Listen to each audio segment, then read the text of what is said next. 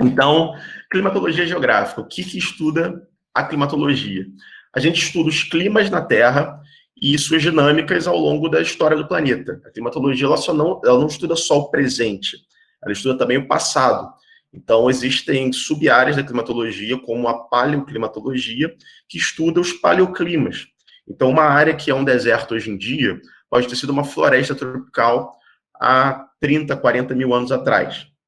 Então, a Terra ela é dinâmica e a gente precisa entender como que essas dinâmicas ocorreram ao longo do tempo, até para entender o presente. Além disso, a climatologia cada vez mais estuda a interferência humana no clima. Então, como que esse clima ele é alterado pelas atividades humanas. E essa interferência ocorre em diversas escalas. Então, a gente pode ter interferência humana numa escala local, como as ilhas de calor, por exemplo, vocês devem ter visto no ensino médio, e você pode ter mudanças de escala global. Por exemplo, o famoso aquecimento global e as mudanças climáticas que nós vamos ver também nessa disciplina. E também a climatologia estuda, dentro da geografia, que é a climatologia geográfica, a interferência do clima na sociedade. Então, como, por exemplo, as mudanças climáticas afetam a sociedade atualmente. Isso também faz parte do grupo de assuntos e de objetos de estudo da climatologia geográfica. Por exemplo, como que os padrões climáticos influenciaram a migração humana, a dispersão humana no planeta no passado geológico da Terra. Isso também faz parte da climatologia geográfica. Então, climatologia geográfica estuda muitas coisas.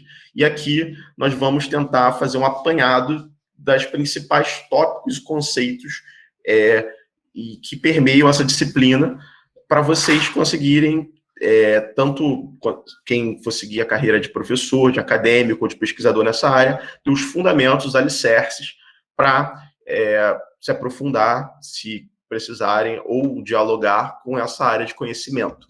Então, tudo certo? Alguma dúvida, alguma pergunta, alguma questão? Perfeito. Então, vamos começar com um conceito que vocês provavelmente vão ver essa semana, ainda em Geologia Geral. Não sei se vocês já assistiram alguma aula de Geologia Geral, mas que é do tempo geológico. Esse conceito é muito importante, porque a Terra tem cerca de 4,6 bilhões de anos. E, para mim, a parte mais difícil de ser um geocientista, de fazer um curso envolvendo as geociências, que vocês estão fazendo geografia, que faz parte ela é uma geociência, a geografia, é abstrair o tempo geológico, é vocês entenderem o que isso significa em escala, em magnitude. Então, o planeta Terra, ele tem 4,6 bilhões de anos, só que vocês têm noção do que é 1 bilhão de anos? É muito tempo. E, para isso, eu trouxe um exemplo que eu acho o melhor exemplo para vocês conseguirem abstrair isso. Uma pessoa, para viver 1 bilhão de segundos, ela tem que ter mais ou menos 31,71 anos. Então, ela tem que ter quase 32 anos para ter vivido 1 bilhão de segundos. Acredito que a maior parte de vocês não viveram 1 bilhão de segundos ainda. Então, imagina o que seja 1 bilhão de anos. A Terra tem 4,6. E vocês vão ouvir muito falar ao longo do curso de geografia do pré-cambriano. Talvez vocês tenham ouvido falar isso no ensino médio. Só que o que é o pré-cambriano? O pré-cambriano é toda a parte da história da Terra que vem antes do Cambriano. Só que o que isso quer dizer? Quer dizer que o pré-cambriano é a maior parte da história do planeta Terra. Para vocês terem uma ideia, aqui tem uma escala proporcional do tempo geológico. Aqui a Terra em 4,6 bilhões de anos, que a Terra é formada aqui no que a gente chama do Adiano, que é o éon Adiano. E conforme nós caminhamos para o presente, né, em relação ao topo dessa coluna aqui do tempo geológico, nós vamos chegando mais perto do presente, que é onde nós estamos, que já vamos falar disso. Só que o pré-cambriano, ele só acaba há mais ou menos 500 milhões de anos atrás. E é aqui que surge, basicamente, a vida complexa, como alguns animais com carapaças, com conchas. A maior parte dos filos que nós temos hoje no planeta Terra surge aqui. A vida é bem mais antiga, só que vocês, quando no geral, quando as pessoas pensam em vida, pensam a vida é mais antiga, então já existia vida complexa no pré-cambriano. Não. A vida complexa surge aqui nessa transição entre o Fanerozoico e o pré-cambriano. E por que isso é importante para a climatologia? Porque a aula que vem nós vamos ver a evolução geológica da atmosfera do planeta. Por que a atmosfera deixou de ser uma atmosfera redutora e passou a ser uma atmosfera oxidante com oxigênio livre na atmosfera, como nós temos hoje no planeta. Nós respiramos oxigênio. Nem sempre foi assim. Então, essa escala proporcional do tempo geológico é muito importante, vocês terem isso em mente. Onde nós estamos na tabela do tempo geológico? Vamos dar um zoom aqui no Fanerozoico. Fanerozoico significa vida aparente, que é quando o registro fóssil começa a ficar mais intenso, mais aparente. Nós estamos no Holoceno, aqui no período quaternário. Então, vocês vão ouvir muito falar de quaternário. Tem até um laboratório chamado NEQUAT, na UFRJ, que é o Núcleo de Estudos do Quaternário e Tecnógeno, se eu não me engano. O quaternário, ele é esse período aqui que pega os últimos 2,59 milhões de anos, que na escala do tempo geológico é um período muito curto, né? Porque 2,59 milhões de anos dentro de um contexto de 4,6 bilhões de anos é muito pouca coisa. E nós estamos aqui no Holoceno. Nossa época é o Holoceno. Então, vocês vão ouvir muito falar de Holoceno, quaternário, muito de pré-cambriano e muito de Fanerozoico. Aqui na disciplina, vocês não precisam decorar nada disso. Só que é importante vocês entenderem, porque isso vai ser presente na vida de vocês ao longo do curso. Tudo certo? E agora, por que o tempo geológico é dividido dessa forma? Ele é dividido oficialmente a partir da tabela oficial do tempo geológico, que é a chamada de tabela cronoestratigráfica internacional. Reparem que essa tabela aqui não está dividida proporcionalmente. Aqui, aparentemente, parece que o Fanerozoico tem mais... Não sei se vocês estão vendo que essa coluna azul aqui é o Fanerozoico. Parece que o Fanerozoico é a maior parte da história da Terra, mas não é. Aqui tem o pré-cambriano, esse pedacinho aqui, é porque, na verdade, quando a gente começa a subdividir o tempo geológico, o Fanerozoico tem muito mais subdivisões do que o pré-cambriano, porque o pré-cambriano é tão velho, tão velho, tão velho, que os eventos que marcam as idades foram apagados ou são meio obscuros, então é difícil subdividir. Já o Fanerozoico, como tem muitos fósseis e os eventos ficam mais registrados porque são mais recentes, quanto mais recente o evento, mais fácil de ficar preservado, nós temos subdivisões muito maiores. Então, quando se fala de Jurássico, Cretáceo, Permiano, esse tipo de situação, a gente está falando do Fanerozoico, tá? Aqui, toda essa coluna azul aqui, que é composta, que é dividido, não só o Fanerozoico, mas o pré-cambriano, em éons, que é a maior subdivisão do tempo geológico, na verdade, o Fanerozoico e o pré-cambriano são éons. Os éons são divididos em eras, as eras são divididas em períodos, e os períodos são divididos em épocas ou andares. Então, é assim que se estrutura o tempo geológico. E o que marcam essas idades no tempo geológico? Eventos biológicos, aparecimento e extinção de espécies. Então, quando uma espécie some ou uma espécie aparece, a gente pode marcar ali uma subdivisão do tempo geológico, ou seja, um andar, ou um período, ou uma época. Eventos geológicos, aberturas e fechamentos de oceanos, surgimento de vulcões, atividade vulcânica muito intensa. Qualquer atividade como essa pode ser um marcador de algum evento no planeta. E eventos climáticos. Alguém, acho que deve ter levantado a mão porque eu ouvi um barulhinho. Eu queria saber o que leva esses eventos de congelamento global, né? Como é que é o nome? Glaciações. Isso. A gente vai ter uma aula só disso, mas são eventos basicamente com ciclos astronômicos, que envolvem, tem ciclos de 30 mil anos, ciclos de 10 mil anos, ciclos de 6 mil anos, depende do ciclo. Mas a Terra, a gente aprende que a Terra só faz um movimento de rotação e de translação, mas a Terra faz mais de 6 movimentos.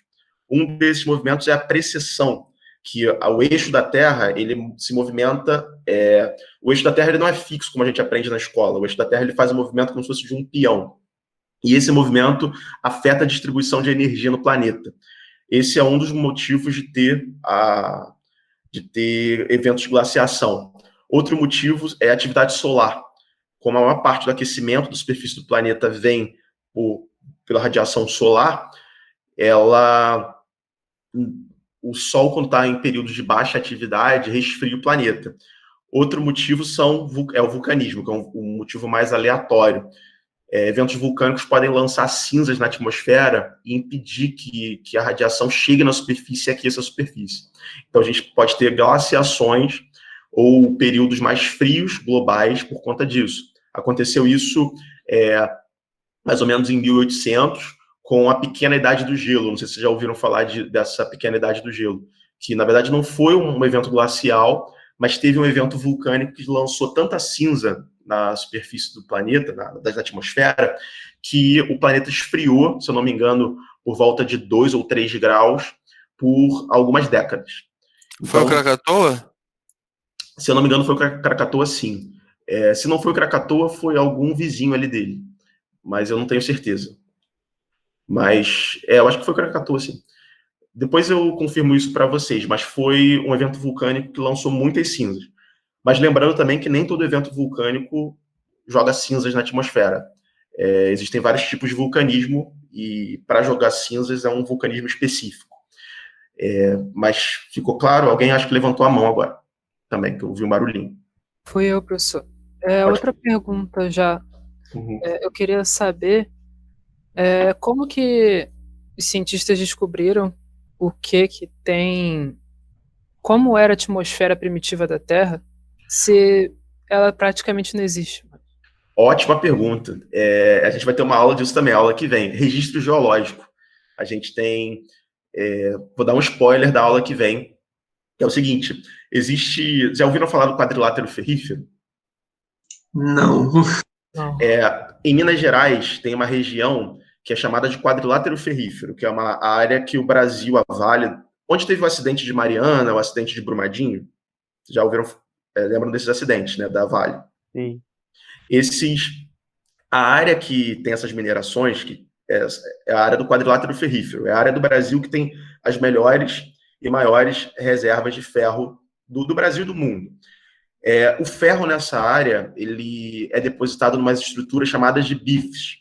É um nome esquisito, mas é uma sigla em inglês, que é BIF, que é a Banded Iron Formation, que é a formação ferrífera bandada. Eu vou explicar isso muito melhor na aula que vem. Essa formação ferrífera bandada, são camadinhas de ferro oxidado, que a gente chama de hematita ou de magnetita, que é um mineral, intercaladas com camadas de um mineral chamado chert. E está tudo intercalado. Então, a gente tem camadas de ferro oxidado com camadas de chert. Essas camadinhas sedimentares, elas marcam um período que a gente chama de grande evento de oxidação, porque o ferro ele estava diluído nos oceanos. E o ferro diluído nos oceanos, ele é o ferro menos oxidado, que é o ferro 2. Ele é mais solúvel. Se você pegar na química, a solubilidade do ferro 2 é muito maior do que o ferro 3, que é o ferro mais oxidado. Então, quando a vida surgiu, vocês vão ter uma aula disso também, que parece que eu estou enrolando você, mas é o spoiler da aula que vem. A vida surgiu sem produzir oxigênio. Então, a atmosfera não tinha oxigênio. Quando surgem as primeiras cianobactérias, que começam a produzir oxigênio, o oxigênio ele é muito reativo. Ele começa a oxidar esse ferro que está nos oceanos. Então, transforma o ferro 2 no ferro 3. E esse ferro 2 para ferro 3 forma essas camadinhas que vão formar os bifes. Então, esses bifes marcam o grande evento de oxidação do planeta Terra, porque como essas rochas são formadas em oceano, e não existe hoje em dia praticamente ferro solúvel no oceano, porque o ferro 3 ele é muito insolúvel, tinha que existir ferro 2 nos oceanos. Os oceanos tinham que ser ricos nesse ferro, para esse ferro se oxidar e precipitar em forma dessa rocha. Então, essa é uma das evidências da atmosfera primitiva, que era a atmosfera redutora, ou neutra. E Outra evidência são as piritas detríticas. Pirita é um mineral que é um sulfeto de ferro, que é um mineral que é conhecido como ouro de tolo. Ele tem cor de ouro, ele é meio dourado, e esse mineral ele oxida. Então, hoje em dia, se você vê uma pirita, se uma pirita for exposta à atmosfera, ao longo de alguns bilhares de anos, ela vai oxidar e vai enferrujar, literalmente, vai virar limonita ou goetita, que é um nome bonito para ferrugem. Mas, antes do grande evento de oxidação, a gente tem areia, cascalho, tem diversas evidências sedimentares de pirita detrítica. A pirita está fresquinha lá, sem oxidação. Então, a atmosfera da Terra tinha que ser redutora e não oxidante para essas piritas terem sido preservadas sem oxidação. Então, esses são os dois principais marcadores da atmosfera primitiva do planeta Terra. Existem outros que a gente vai falar em detalhes na próxima aula, mas espero ter respondido a pergunta para vocês não acharem que eu estou enrolando vocês. Mas respondeu a pergunta? Respondeu, ficou claro. Valeu. Perfeito. Eu acho que alguém levantou a mão. Pode perguntar, por favor. Fui eu. É que eu gostaria de saber, prof, quando e como que os cientistas descobriram que a Terra que a Terra existe esse tempo todo, sabe? Excelente pergunta. Decaimento radioativo. Eu coloquei isso na aula de ontem, não coloquei na aula de hoje. Mas o que acontece? Existem minerais, por exemplo, o mineral que marca mais a idade da Terra, que tem maior capacidade de marcar, é o zircão, que é um silicato de zircônio. O zircão, ele é um mineral que vocês vão aprender isso em geologia geral, que o mineral é como se fosse um Lego. Ele é uma estrutura tridimensional. Ele tem uma estrutura tridimensional e, apesar de ser um silicato de zircônio que tem uma estrutura tridimensional, esse zircônio, na estrutura cristalina, ele pode ser substituído por urânio quando o mineral está sendo cristalizado ali no magma, porque os minerais eles são formados a partir da cristalização do magma ou por outros eventos geológicos. Mas o zircão aqui, que é esse mineral que a gente está falando, ele é formado pela cristalização do magma. O urânio, ele consegue invadir essa rede cristalina do silicato de zircônio e ocupar ali o lugar do zircônio. Só que o que acontece? O urânio, ele decai para chumbo.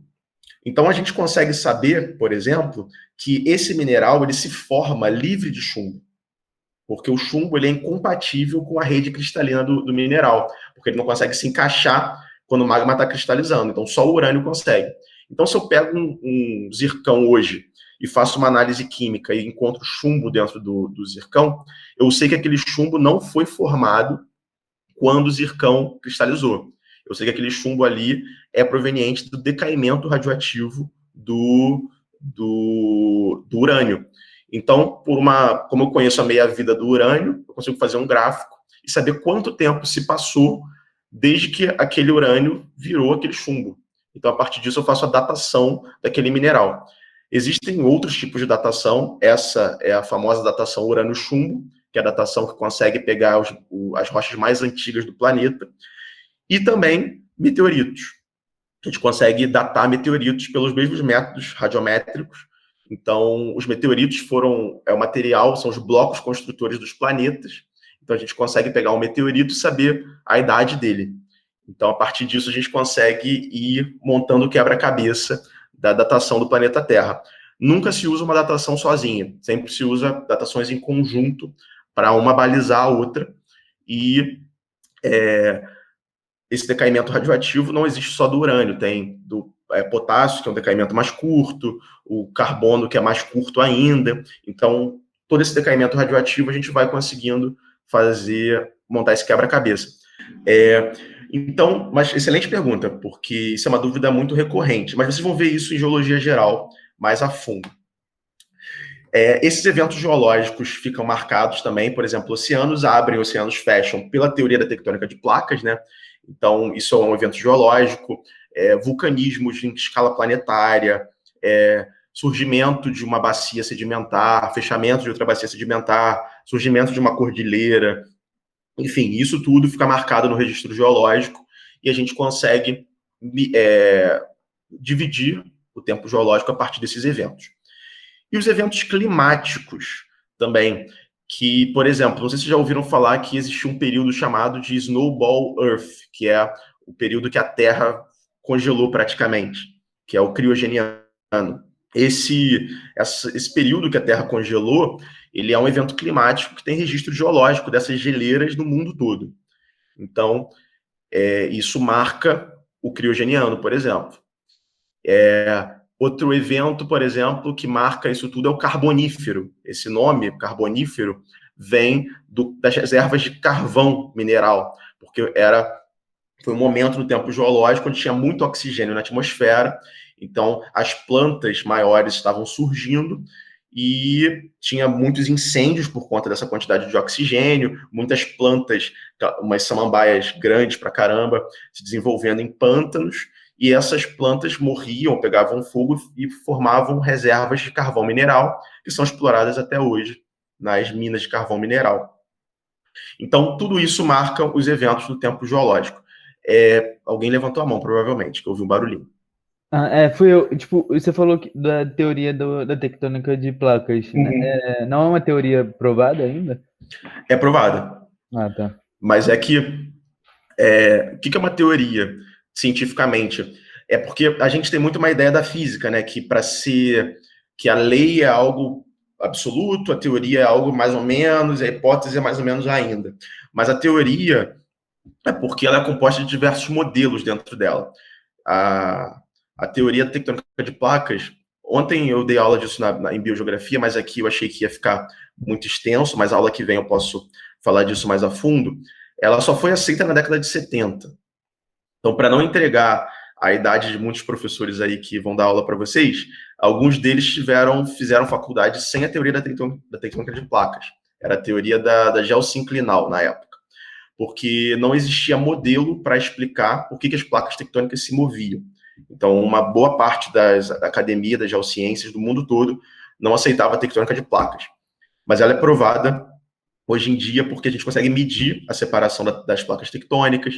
Existem fósseis terrestres que são encontrados em todos os continentes.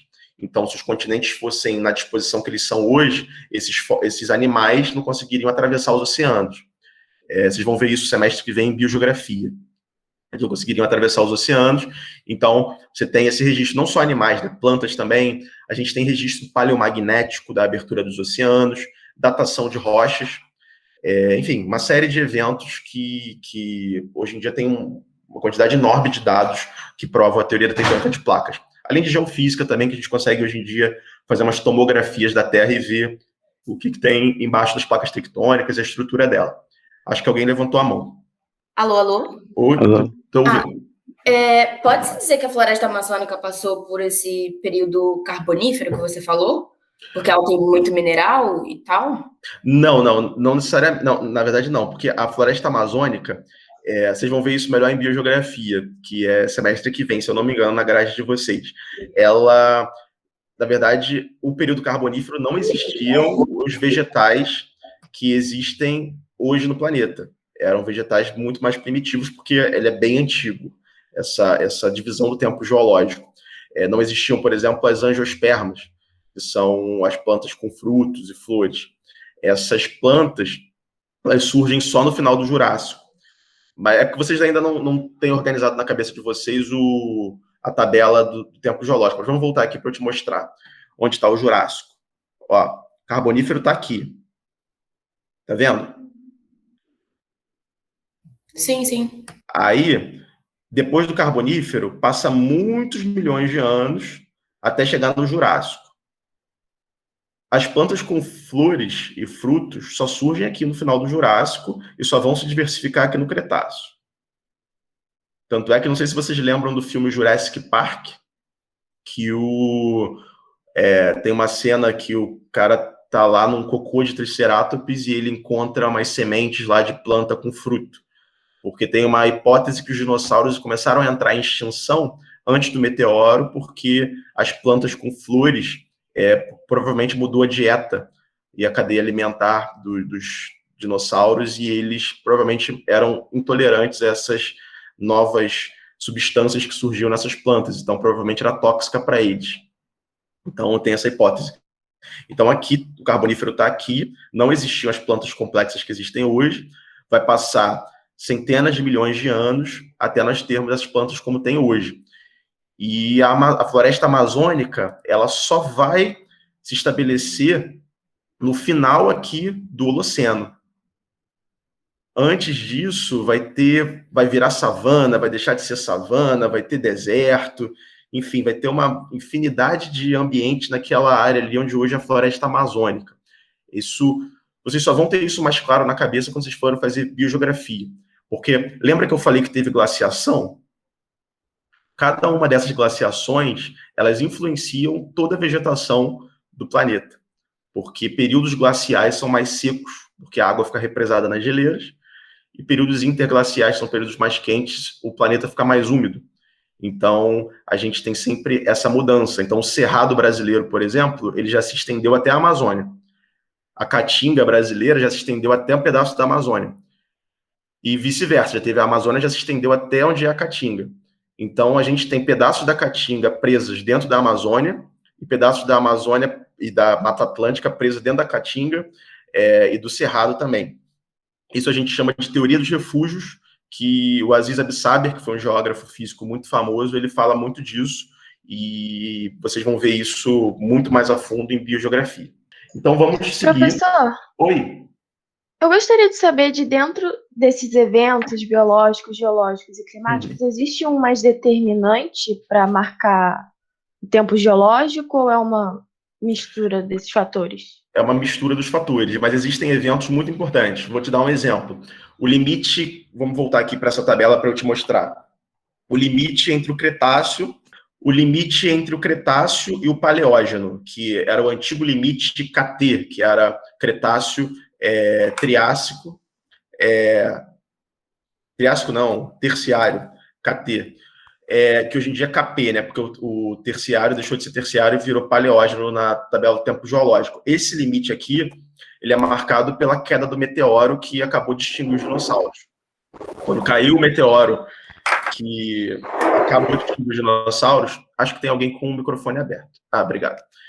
Quando cai o meteoro que acaba de extinguir os dinossauros não avianos, né? Porque os dinossauros avianos evoluíram para dar origem às aves, mas os dinossauros não avianos, que foram os que foram extintos com a queda do meteoro, quando esse meteoro cai, os meteoros, no geral, eles têm um elemento que é raro na Terra, que é o irídio. Então, o meteoro cai, voltando aqui, o irídio, ele é um elemento raro no planeta Terra. Então, quando o meteoro cai, por exemplo, se esse meteoro for rico em irídio, ele vai impactar a crosta, uma parte dele vai ser pulverizada e vai jogar na atmosfera esse irídio, que depois de algum tempo vai se depositar, vai ser carregado pela chuva, pelos rios, e vai se depositar em camadas de rochas sedimentares. Essa camada rica em irídio é o que marca o limite KP, que é o limite Cretáceo-Paleógeno, o antigo limite KT, que é Cretáceo Terciário. E esse limite aqui que marca, é um evento importante, porque é um evento global, que marca o planeta inteiro, que divide essas duas idades, né, esses dois períodos aqui, o Cretáceo e o Paleógeno. Agora tem um outro evento, que é um evento mais local. Por exemplo, recentemente o Holoceno foi dividido em 3 andares. E esses andares foram divididos por eventos climáticos muito locais, que não aconteceram no mundo todo, aconteceram só em alguns locais do mundo. Tanto é que alguns desses nomes são os nomes dos locais, das cavernas, onde foram identificados esses eventos climáticos. Então, a gente tem eventos desde o ponto de vista global, como a queda de um meteoro, até eventos climáticos locais, por exemplo, que podem ser utilizados para subdividir a tabela do tempo geológico. Ficou claro? Ficou sim, obrigada. Nada. Então, aqui, nós temos mais um exemplo da tabela do tempo geológico de forma proporcional. É muito importante vocês terem isso em mente, porque muitos professores colocam a tabela do tempo geológico sem ser proporcional. Então, as pessoas acabam achando que o pré-cambriano ele é ao longo da história da Terra, ele é a faixa de idade mais curta, e não é. A maior parte da história da Terra é o pré-cambriano. Inclusive, é muito importante quando vocês forem fazer geomorfologia, vocês vão ouvir muito esse termo, rochas pré-cambrianas, escudo cristalino, enfim, mas isso é papo quando vocês forem fazer geomorfologia. Mas é muito importante vocês terem isso em mente, tá? Então, fechou aqui essa parte de tempo geológico, alguma dúvida, alguma colocação? Beleza. Só uma dúvida sobre, tipo, calma aí. Não, tranquilo. Fica à vontade. Sobre o meteoro, que caiu a extinção dos dinossauros. Eu vi um documentário falando que eles só foram extintos porque caiu específico naquele lugar, que era numa floresta, se não me engano. Aí queimou por mês e levou cinzas para a atmosfera. E a radiação solar não entrou, né? Aí os animais só morreram porque, acho que são endotérmicos, se eu não me engano. Aí morreram por falta do sol. Será mais ou menos isso? Ou se ele caísse em qualquer outro lugar, aconteceria a mesma coisa, um exemplo? Provavelmente aconteceria a mesma coisa. Mas excelente pergunta. Isso não é um consenso cientificamente. Se algum de vocês quiserem cursar a disciplina paleontologia com o professor Ismar, é uma disciplina fornecida pela geologia. Inclusive, o campo dessa disciplina é ótimo, são 15 dias no sertão, na bacia do Araripe. O único problema é que são 3 dias para ir de ônibus, 3 dias para voltar, mas é um lugar excelente, que é uma bacia que tem vários fósseis incríveis. É um dos melhores registros fósseis do mundo. Isso é muito controverso, então em paleontologia vocês vão ver isso com muito mais detalhes. E vão ver um pouquinho disso em biogeografia. Mas o que acontece? Quando você fala de extinção de animais, você tem que pensar em todo o contexto ecológico. Então, os dinossauros eles já estavam em declínio, muitos pesquisadores e paleontólogos vão falar isso, antes da queda do meteoro. Porque o planeta, o Cretáceo, que é um período onde os dinossauros estavam como é que eu vou falar, muito bem adaptados e estavam prosperando, era um período que o planeta estava muito quente. E pelo fato deles serem répteis, né, isso favorecia animais daquele tamanho e tudo. Só que tem um contexto ecológico, de alimentação, de cadeia alimentar, e os dinossauros já estavam em declínio, segundo muitos pesquisadores. Quando os dinossauros, quando cai o meteoro, tem esse problema da mudança ecológica, porque eles não são extintos pelo impacto, literalmente. Tem esse problema da energia solar, que a energia solar vai impedir muitas plantas de fazerem fotossíntese, então as plantas vão começar a morrer também. Muitos dinossauros herbívoros, que são a base da cadeia alimentar ali, que eles vão alimentar dinossauros carnívoros maiores, vão morrer de fome, porque eles são muito grandes, precisam comer uma quantidade enorme de plantas. Os dinossauros carnívoros não vão ter alimento, porque esses animais vão morrer. E quais os bichos que vão prosperar? Por isso que os mamíferos prosperam nesse período, quando os dinossauros acabam extinguindo, porque os mamíferos até esse momento eram praticamente umas ratazanas, assim, não tinham mamíferos muito grandes, porque os mamíferos eles conseguiam comer carniça.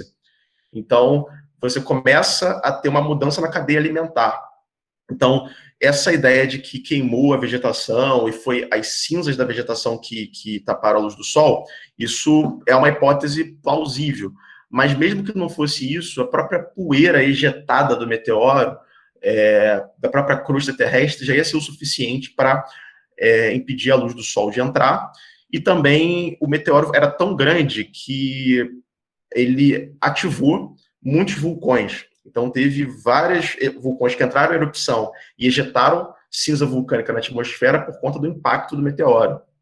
Então, é uma série de fatores ocorrendo juntos que causou a extinção dos dinossauros. E apesar dos dinossauros serem muito maneiros, a gente não existiria como espécie se eles estivessem ainda aqui no planeta Terra, porque os mamíferos não teriam se desenvolvido para seres maiores, porque foi exatamente a extinção deles que permitiu os mamíferos a ocuparem novos nichos ecológicos. Então agora vimos o tempo geológico, vamos entrar em atmosfera, que é o grande tchan da disciplina da climatologia geográfica. A definição de atmosfera do livro Climatology é essa daqui, que a atmosfera é uma coleção de gases mantidos próximos à superfície de um planeta pela gravidade. Na verdade, esse livro define mantidos próximos à superfície da Terra pela gravidade, mas não é só a Terra que tem atmosfera. Outros planetas também têm atmosfera, e até cometas têm atmosfera, por isso que o nome é cometa, porque coma é a atmosfera que envolve o cometa. Então, basta um corpo ter gravidade o suficiente para reter gases, que ele vai ter atmosfera. A atmosfera da Terra, ela não é um sistema fechado. A Terra, ela perde gases para o espaço, mas é uma taxa muito pequena, e tem vários mecanismos de perda de gases para o espaço da atmosfera. Então, no geral, a Terra perde basicamente os gases mais leves da tabela periódica, que é o hélio aqui, e o hidrogênio, que são os gases mais leves, que eles são mais fáceis de serem perdidos para a atmosfera. Por isso que a atmosfera da Terra não é enriquecida em hélio, por exemplo, porque ele está vazando desde que a Terra é terra para o espaço. A gente vai estudar esses mecanismos mais para frente? Eu optei por não falar deles, mas se vocês quiserem eu posso dar uma aula deles. Tem um texto muito bom da Scientific American que explica esses mecanismos, que na verdade são mecanismos bem interessantes. Mas como eles são muito complexos e acaba que no período remoto a gente precisa condensar um pouquinho as aulas, eu acabei cortando isso. Mas se vocês quiserem eu posso dar uma aula, na próxima aula, falar um pouquinho disso, ou passar o texto para vocês. Aí depende do que a turma achar. Mas tem vários mecanismos muito legais. Mas, de qualquer forma, por exemplo, meteoros são uma maneira de ejetar a atmosfera do planeta. Quando cai um meteoro num planeta, não só na Terra, ele pode ejetar gases para o espaço. E o planeta pode perder alguns gases da atmosfera. Esse é um dos mecanismos. Outro mecanismo é a ionização solar. As ondas, a radiação eletromagnética do Sol pode movimentar, dar energia cinética, né, para alguns gases, e esses gases acabam tendo mais energia cinética do que a gravidade tem força para reter ele na atmosfera, então ele acaba indo para o espaço. Enfim, tem outros mecanismos que, aula que vem, se vocês quiserem, eu falo um pouquinho mais. E agora eu vou falar da formação da atmosfera de um planeta, que é um assunto muito interessante, que eu gosto pra caramba, porque a gente geralmente parte da premissa que a atmosfera existe, mas como essa atmosfera se desenvolveu? Como se forma a atmosfera de um planeta? Porque tem planetas que têm atmosfera e outros que não têm atmosfera. Isso ocorre por conta de alguns mecanismos. O primeiro mecanismo é a liberação de gases, ou a degaseificação, que é o termo em inglês mais utilizado, que é o outgassing, cometas e asteroides, e a captura de gases. E vamos ver cada um desses mecanismos agora. A degaseificação, que é o outgassing, ele é a liberação de gases do interior do planeta. Quando o planeta se forma, ele se forma da seguinte forma: se tem uma nuvem, um disco protoplanetário cheio de material que a gente chama de meteoritos, meteoróides, enfim, são materiais espaciais, e esses materiais vão se aglutinando por gravidade quando a estrela se forma. Então, eles ficam circundando em forma da estrela, só que ainda não tem a forma de um planeta. E esses materiais vão se colidindo pela gravidade, e quanto maior o corpo, maior a gravidade dele, porque a gravidade ela é diretamente proporcional à massa. Quanto maior a massa, maior a gravidade. Quanto maior a gravidade, mais material esse planeta vai conseguir capturar desse disco. Então você forma um protoplaneta, ou um planetesimal, e esse planeta ele vai crescendo. E é por isso que os planetas rochosos, como a Terra, eles se formam muito quentes, porque vai colidir ali um monte de corpos planetesimais até formar um planeta mais, propriamente dito, mais desenvolvido. Só que esse material que está naquele disco ali, circundando a estrela, é um material composto por diversos materiais. Materiais sólidos, líquidos e gasosos, dependendo da condição de pressão e de temperatura, porque o estado físico da matéria depende da pressão e da temperatura. E conforme o planeta vai se formando, dependendo da pressão e temperatura, algumas substâncias que eram sólidas vão se tornar líquidas, ou gases. vai depender da relação de pressão e temperatura, e esse material vai começar a ser expelido do interior do planeta. Isso que é o outgassing.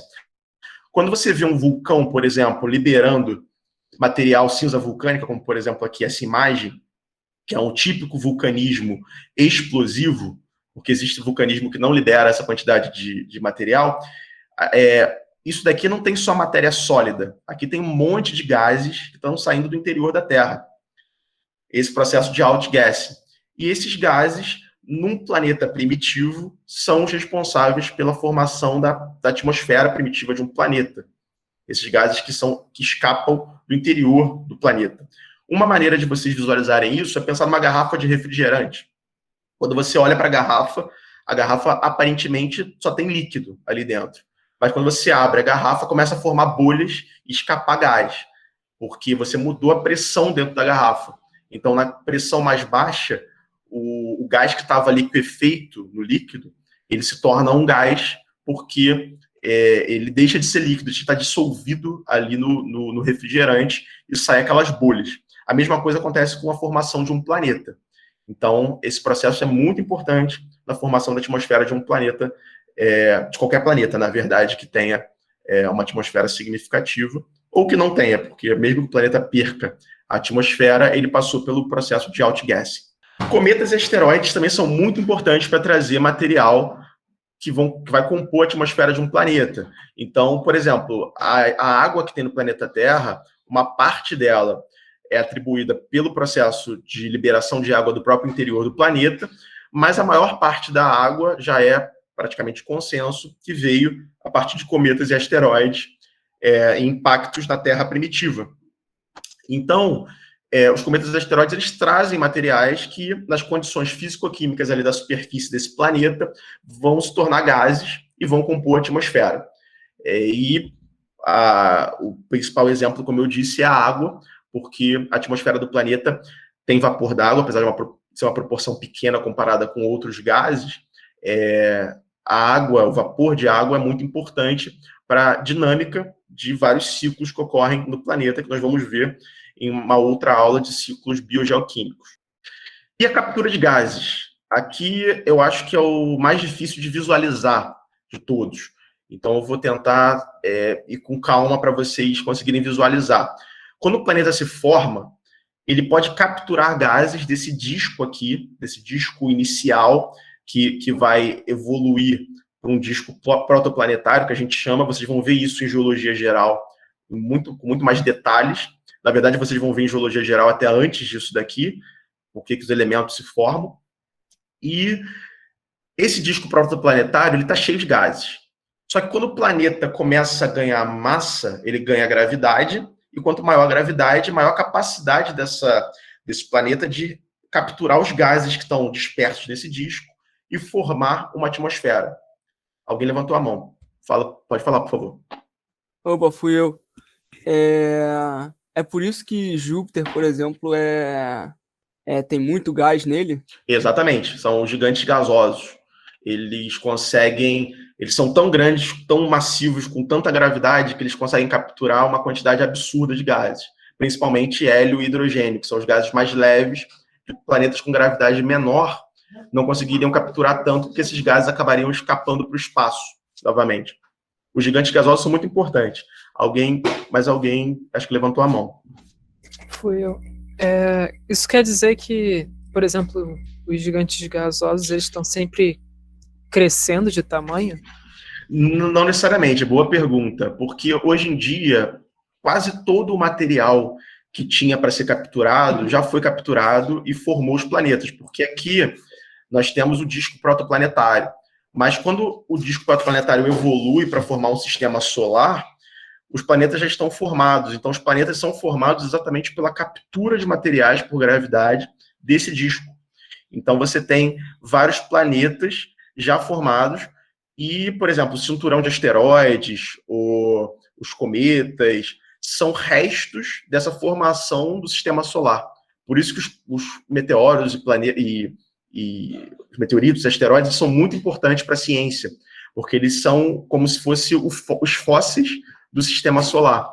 Mas hoje em dia, a maior parte dos gases já foi capturado pelos gigantes gasosos e pelos outros planetas rochosos ou não rochosos do sistema solar. Mas alguém levantou a mão, eu acho. Professor, provavelmente você meio que respondeu aí, mas essas fases, por assim dizer, ainda estão presentes em algum lugar totalmente distante no espaço que dê para a gente ver? Sim. Isso está acontecendo o tempo todo no universo, porque uma estrela ela explode, ejeta material, forma uma nuvem de material. A supernova, essa nuvem de material ela vai se aglutinando em um novo sistema solar, e esse ciclo de morte e de estrelas e formação de sistemas solares acontece o tempo todo. Eu não sei te dizer se a gente consegue observar com detalhes esse tipo de evento, mas, assim, fisicamente, matematicamente, isso tudo é comprovado, e a gente já conseguiu ver a morte de estrelas, mas não sei dizer se, por exemplo, a gente consegue identificar os planetas sendo formados hoje. A gente consegue identificar áreas que têm discos protoplanetários, mas não sei se a gente consegue ver esses protoplanetas se formando. Eu realmente não sei essa informação, mas muito desses fenômenos a gente consegue sim ver a partir dos supertelescópios que conseguem enxergar bastante do nosso universo aí. Acho que mais alguém levantou a mão. Professor, então isso significa que um átomo de hélio expelido pelo planeta Terra pode viajar de uma galáxia para outra e está agora constituindo a atmosfera de um planeta que a gente nem sabe que existe? Mais ou menos, porque um átomo de hélio, por exemplo, ele não teria energia cinética para, por exemplo, viajar até uma outra galáxia, porque seria muito distante, a não ser que esse átomo de hélio fosse expelido por uma estrela. A estrela explodindo, ela vai conseguir emitir energia cinética o suficiente para jogar hélio e hidrogênio e outros materiais, não só hélio e hidrogênio, mas metais, por exemplo, ferro, níquel, ouro, porque todos esses elementos são formados na fornalha, que são o núcleo dessas estrelas. Então, quando elas explodem, elas jogam esses elementos a grandes distâncias. Então, só aí que ele teria energia cinética. No caso da perda de hélio, de hidrogênio de um planeta, ele vai acabar ficando no vácuo do espaço, que não é tão vácuo assim, né? Ele é praticamente um vácuo, mas não é um vácuo. Ele vai ficar ali vagando no espaço, e talvez daqui a alguns bilhões de anos, ele seja capturado por algum corpo, algum asteroide, algum planeta ou algum outro corpo que tenha gravidade que consiga reter esse átomo. Ele fica na malha, né? Espaço-tempo. Exatamente. Fica na distância entre os planetas, né? Tem muito espaço vazio, né? No universo. A gente...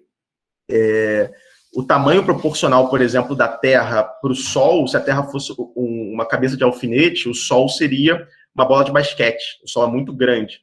Então, as distâncias são muito grandes na Via Láctea, né? E a Via Láctea é um pedacinho só do universo. Alguém acho que levantou a mão. Fui eu. Só mais uma pergunta.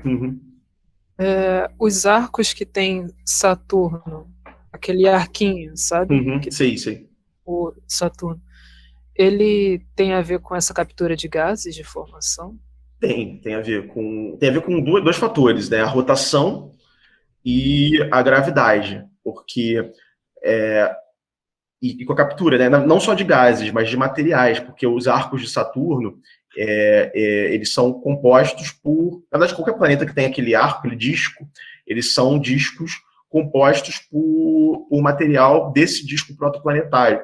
Só que o que acontece? Como esses planetas têm uma gravidade massiva, às vezes, quando ele captura o material, poeira, enfim, qualquer material, gases, esse material consegue ficar numa velocidade em órbita, que é uma velocidade num ângulo que não vai conseguir entrar na atmosfera, como se fosse um satélite aqui no planeta Terra. Então, ele consegue ficar ali naquele equilíbrio entre não ser puxado para a atmosfera do planeta pela gravidade, mas também não conseguir ser vagar sem rumo pelo espaço. Então você acaba formando esse disco, que é ali o material que está em equilíbrio com a gravidade do planeta, mas ele está com uma velocidade de rotação muito grande. Então ele consegue ficar naquele disco sem ser capturado pela gravidade do planeta. Eu não sei se ficou claro, porque é uma relação de forças aí. É como se fosse a mesma lógica da Lua. Por que a Lua não entra na atmosfera da Terra e colide com a Terra? Porque ela está em órbita do planeta e esse equilíbrio entre a velocidade dela em órbita com a gravidade do planeta está em perfeito equilíbrio, então ela não perde energia, entra na atmosfera do planeta e colide com a nossa crosta. Não sei se ficou claro.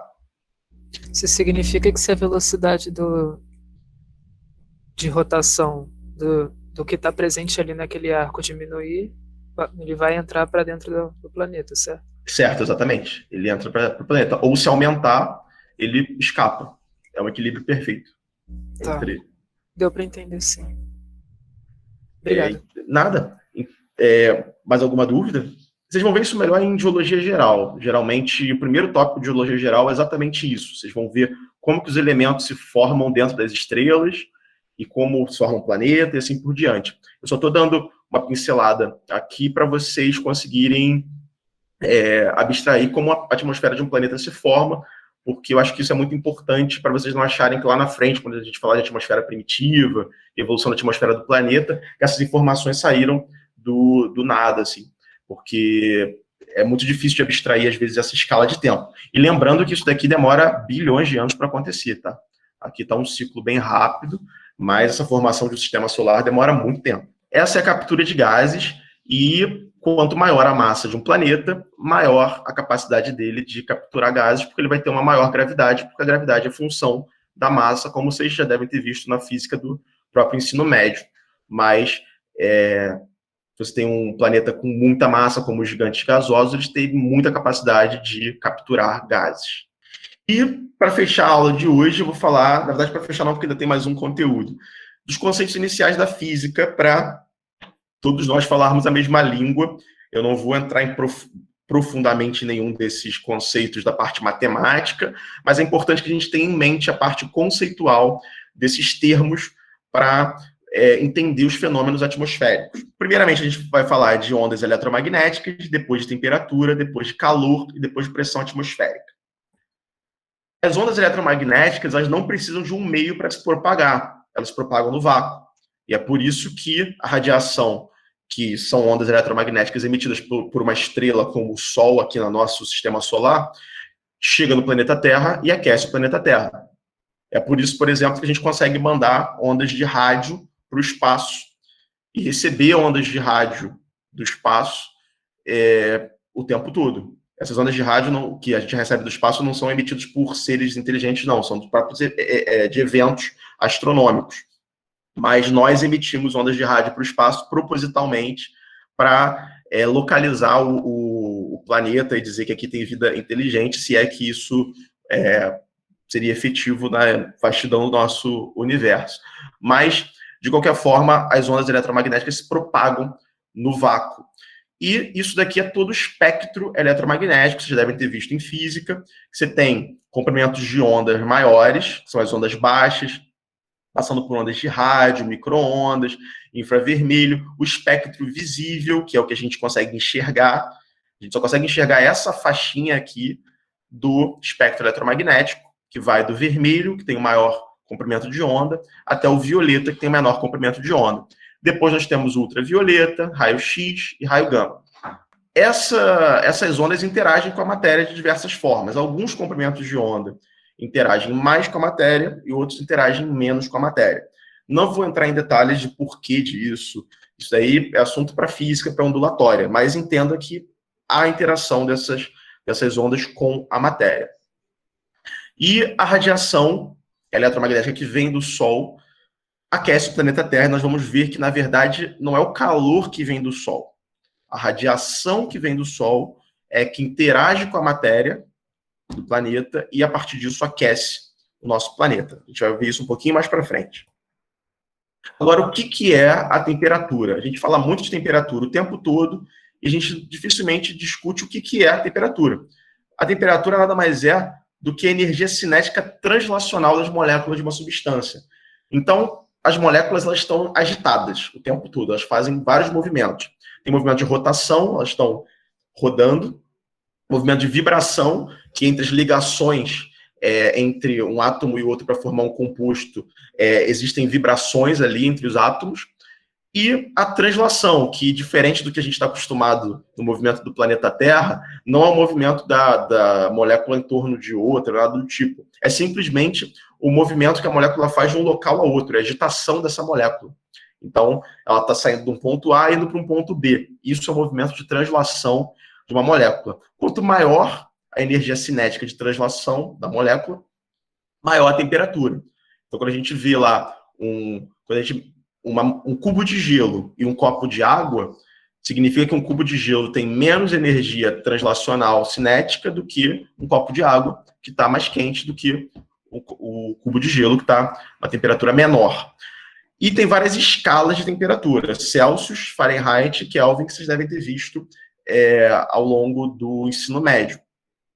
E aqui eu só coloquei dois termômetros comparativos para vocês terem noção dessa proporção de uma escala em relação à outra. Então, por exemplo, 0 graus Celsius é mais ou menos 273 graus Kelvin. E 0 graus Celsius é equivalente a 32 graus Fahrenheit. Então, a gente tem essas escalas que, na verdade, são maneiras diferentes de medir essa energia translacional das moléculas. E aqui nós temos o zero absoluto, né, que é o menos 273 Kelvin, e que seria o estado hipotético onde não haveria zero energia cinética translacional em um corpo. Então, ele seria um momento em que o corpo tem zero energia translacional das moléculas, ele está no zero absoluto. Isso é um conceito hipotético, porque o zero absoluto ele é inatingível até onde nós sabemos por violar algumas leis da termodinâmica, porque você não tem como retirar completamente a energia da matéria. Então, o calor. O que é o calor? A gente fala calor o tempo todo, mas na física existe uma formalidade para dizer o que é calor e o que não é calor. Calor, na verdade, para a física, ele é a energia em trânsito de um corpo de maior energia, né, que está completa a frase, para um corpo de menor temperatura. Então, como essa temperatura é a energia translacional das moléculas, então um corpo que tem maior energia cinética translacional vai transferir essa energia para um corpo de menor energia cinética translacional até os dois entrarem em equilíbrio. Então, isso é o calor. Então, a matéria não contém calor. O calor ele é o equivalente na física ao trabalho. Um corpo não contém trabalho, ele realiza trabalho. A mesma coisa acontece com o calor. O calor ele não está contido na matéria, ele é só o trânsito de energia. Então, uma transferência de energia, quando a transferência de energia cessa, ela deixa de ser calor, porque já houve essa transferência, os dois corpos estão em equilíbrio. E o calor específico, que esse é um conceito fundamental na climatologia geográfica, porque ele é responsável por alguns fenômenos importantíssimos da climatologia, que nós vamos ver em mais detalhes nas próximas aulas. O calor específico, essa é a definição de um livro chamado Física Conceitual, que é um livro muito bom, porque ele é um livro de física com pouquíssimas fórmulas, ele é bem didático, ele é uma maneira de você entender conceitos complexos da física, inclusive de física quântica,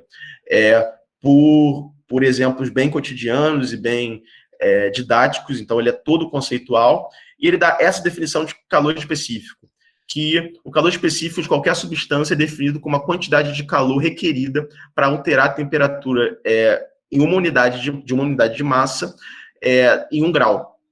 Então, se eu tenho uma unidade de massa de água, por exemplo, quantas calorias eu preciso para elevar em 1 grau essa quantidade de água? Então, substâncias diferentes exigem quantidades diferentes de energia para subirem 1 grau. Então, pensa comigo aqui, A água, ela é um fluido muito utilizado como resfriamento resfriamento de carro, resfriamento de motores, porque a água ela precisa de muita energia para subir um grau. Então ela consegue resfriar muito rapidamente porque ela absorve muita energia até subir um grau.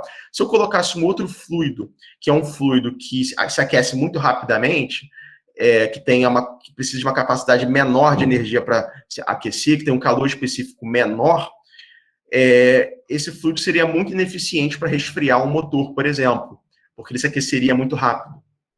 E é por isso, por exemplo, quando você vai na praia, você, ao meio-dia, por exemplo, quem gosta de ir na praia, você vai queimar o seu pé na areia no dia de verão, a areia vai estar muito quente e a água vai estar mais fria do que a areia, porque a areia, ela se aquece muito mais rápido, porque ela tem um calor específico muito menor do que a água, 5 vezes menor.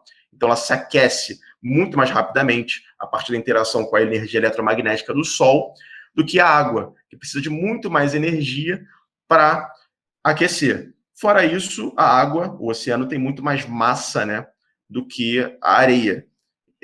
Então, também você precisa de tem muito mais massa ali para ser aquecida, e é o segundo fator que também influencia os oceanos a demorar a serem aquecidos pela radiação vinda do Sol. Ficou claro isso? Porque isso é muito importante, calor específico, para vocês entenderem alguns fenômenos climáticos lá na frente. Alguém levantou a mão. Pode falar, por favor. Opa, fui eu. A relação também tem com as propriedades, tipo, você vê a maioria, quanto menor os metais, tem o calor específico mais baixo, né? Isso. A gente já vai ver mais para frente por que isso acontece. E uma coisa que eu tinha esquecido de falar, quanto maior o calor específico, maior a dificuldade de ganhar um grau, precisa de mais energia para ganhar um grau, mas se você precisa de mais energia para ganhar, você também tem mais energia para perder, para fornecer. Então, por exemplo, a água, ela demora muito para esfriar também. Por isso que ela consegue se manter quente por muito tempo. Por isso que a gente usa bolsa de água quando a gente precisa de aquecer alguma parte do nosso corpo, aquelas bolsas de água quente, e ela vai ficar quente por bastante tempo, mas se aquela mesma massa ali da bolsa de água fosse um pedaço de metal, ele aqueceria muito mais rápido, mas ele resfriaria também muito mais rápido. A gente vê muito isso naquelas garrafas de alumínio. Se tiver uma garrafa de alumínio, o alumínio ele gela a água muito mais rápido, mas se o dia estiver muito quente, ele também vai esquentar a água muito mais rápido, porque ele perde calor muito mais fácil. Então, tem essa relação também inversa. Quanto maior o calor específico, mais difícil de ganhar temperatura, mas também mais difícil de perder temperatura. E as formas de transferência de calor? O calor ele pode ser transferido basicamente de 3 formas, e todas elas, tirando a condução, são muito importantes na climatologia. A condução é um exemplo clássico da barrinha de metal, que o calor é transferido entre os átomos e moléculas vizinhos. Então, se eu aqueço uma barra de metal numa extremidade, eu vou ter o aquecimento contínuo até um gradiente térmico, na verdade, até o outro extremo da barra de metal. Por isso que se você cozinhar com aquelas panelas de inox, que o cabo é de inox também, você vai queimar a sua mão se você não pegar com um pano, porque a condução térmica do aquecimento da panela vai ser conduzido pelo cabo da panela, que também é de metal. Os metais, eles têm uma capacidade muito grande de conduzir calor. Agora, outros materiais como madeira, plástico, são péssimos condutores de calor, e é por isso que muitos cabos de talher, cabos de panela são de madeira ou de plástico, porque como é péssimo condutor de calor, você consegue não queimar a mão segurando aquele cabo. Então, essa transferência se dá por um gradiente térmico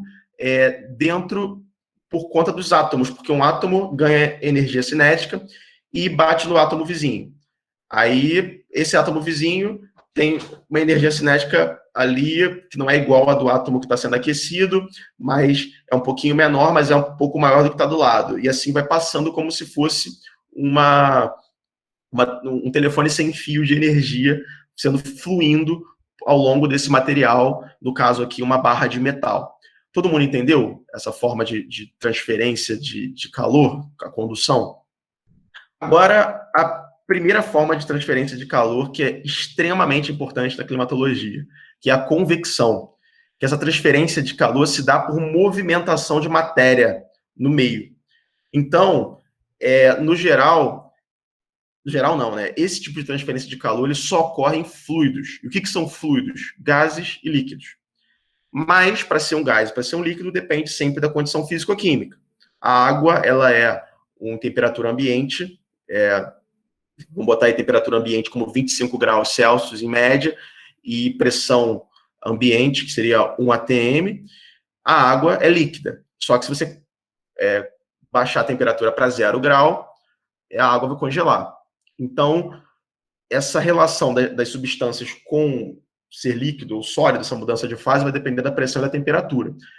Caso a substância esteja na fase líquida ou gasosa, que ela vai ser considerada um fluido, ela pode se aquecer, transferir calor por convecção. E qual é o mecanismo disso? O melhor exemplo para isso é uma panela quente. Quando você aquece, a água quente que está aqui, colada com a fonte de calor, ela vai aquecer, vai ficar mais quente, e quando ela aquece, ela ganha energia cinética e ela dilata. Se ela dilata, ela diminui a densidade. E lembra lá da física que quando a densidade do fluido é menor, se tem um fluido de densidade menor e outro de densidade maior, o de densidade maior ele afunda sobre o de densidade menor, o que acontece? A água quente ela é menos densa, então ela vai subir, enquanto a água fria, que é mais densa, ela vai descer. Então você vai ter células de movimentação na panela que vai ajudar esse calor a ser propagado a partir dessa variação de densidade que é proporcionada pelo aquecimento desse fluido. Isso acontece o tempo todo com o ar. Se você ligar o ar-condicionado de uma sala, por exemplo, repare que o ar próximo do chão vai estar sempre mais frio do que o ar próximo do teto, porque o ar frio ele é sempre mais denso do que o ar quente. Então, o ar quente ele vai sempre ser menos denso, ele vai ficar em cima, e o ar frio embaixo. Quando você abre o refrigerador, que sai aquela névoa que cai do refrigerador, aquela névoa fria nada mais é do que o ar extremamente denso e frio caindo, porque ele é extremamente denso, mais denso do que o ar com a temperatura ambiente. Alguém levantou a mão, pode falar. A inversão térmica tem a ver com isso? Tem muito a ver com isso. Na verdade, a inversão térmica é quando interrompe a convecção, na verdade, porque você tem uma camada de ar de densidade diferente bloqueando o outro ar. A gente vai ver isso em fenômenos locais em climatologia, que, se não me engano, é a 5ª aula, que a gente vai ver inversão térmica, ilhas de calor, e a gente vai ver em detalhes isso. Mas, exatamente, muito bem observado. Tem relação direta com essa diferença de densidade num fluido, que no caso é o ar. E, por último, a radiação, que é o mais importante quando a gente considera o contexto de aquecimento do planeta Terra. Porque o planeta Terra ele é aquecido basicamente por radiação, que é a transferência de calor por ondas eletromagnéticas. Então, todo corpo acima do zero absoluto emite e absorve energia. E isso gera uma transferência de calor a partir de radiação, que não precisa de um meio para se propagar. Então, o Sol, a partir das reações nucleares que acontecem dentro da estrela, que o Sol é uma estrela, ele emite várias ondas eletromagnéticas em diversas frequências, diversos comprimentos de onda, e parte dessa radiação chega na Terra, uma parte é refletida, outra parte é absorvida, e a parte que consegue interagir com a matéria do planeta Terra consegue aquecer o planeta. E é a partir disso que nós temos o aquecimento da superfície da atmosfera do planeta, apesar de haver também um pouquinho de aquecimento geotérmico. que é aquele aquecimento gerado a partir do próprio calor interno da Terra que chega na superfície por trocas de calor. Mas esse calor é praticamente desprezível comparado com a radiação. Tá me ouvindo? Tô ouvindo. Tenho uma dúvida, assim. Referente ao que você falou do calor geotérmico, isso também tem impacto na produção de energia elétrica, por exemplo, entre energia solar e usina geotérmica? Tem. Inclusive tem um vídeo, excelente pergunta, eu fiz um vídeo lá para o canal, que tem alguns vídeos de divulgação científica, que eu falo da questão da energia geotérmica na mineração de criptomoeda, de Bitcoin, porque a energia geotérmica está cada vez sendo mais utilizada, ela é uma das energias mais eficientes que tem, porque você usa o próprio calor de áreas vulcânicas, que tem o gradiente geotérmico, que vocês vão ver isso melhor em geologia geral. Mas o que é o gradiente geotérmico? Quanto mais você cava a crosta terrestre, mais quente fica. E áreas da crosta terrestre mais finas e mais jovens e vulcânicas, você precisa cavar menos para você chegar numa temperatura alta. Então, você aproveita esse calor dessas áreas muito aquecidas da crosta terrestre para gerar energia como geraria numa termoelétrica. Então, em vez de você queimar combustível, você usa o próprio calor do planeta Terra para fazer que a água das usinas entre em ebulição, né, e movimente as turbinas, e gere energia elétrica da forma que geraria com queima de combustível ou com energia nuclear. Porque a geração de energia nuclear, termoelétrica e geotérmica é basicamente o mesmo mecanismo. Você aquece um fluido, no caso a água, geralmente, a partir ou de combustível fóssil, ou da energia geotérmica, ou do decaimento radioativo, e essa água aquecida vai movimentar turbinas que vai gerar energia elétrica. Então, o mecanismo é basicamente o mesmo, o que muda é só a fonte de energia.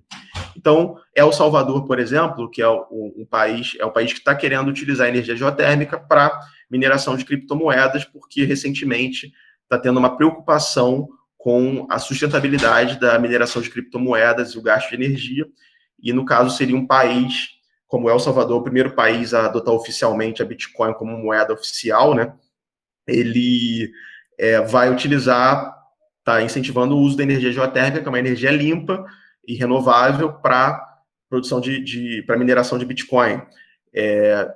Então, a energia geotérmica ela pode ser aproveitada para a produção de energia elétrica, mas tem essa barreira, tem que ser países em áreas vulcânicas, com alto gradiente geotérmico. Então, falamos de radiação e tem um detalhe muito importante, que é a emissão de energia radiante, que é qualquer corpo acima do zero absoluto, qualquer objeto, ele emite energia radiante.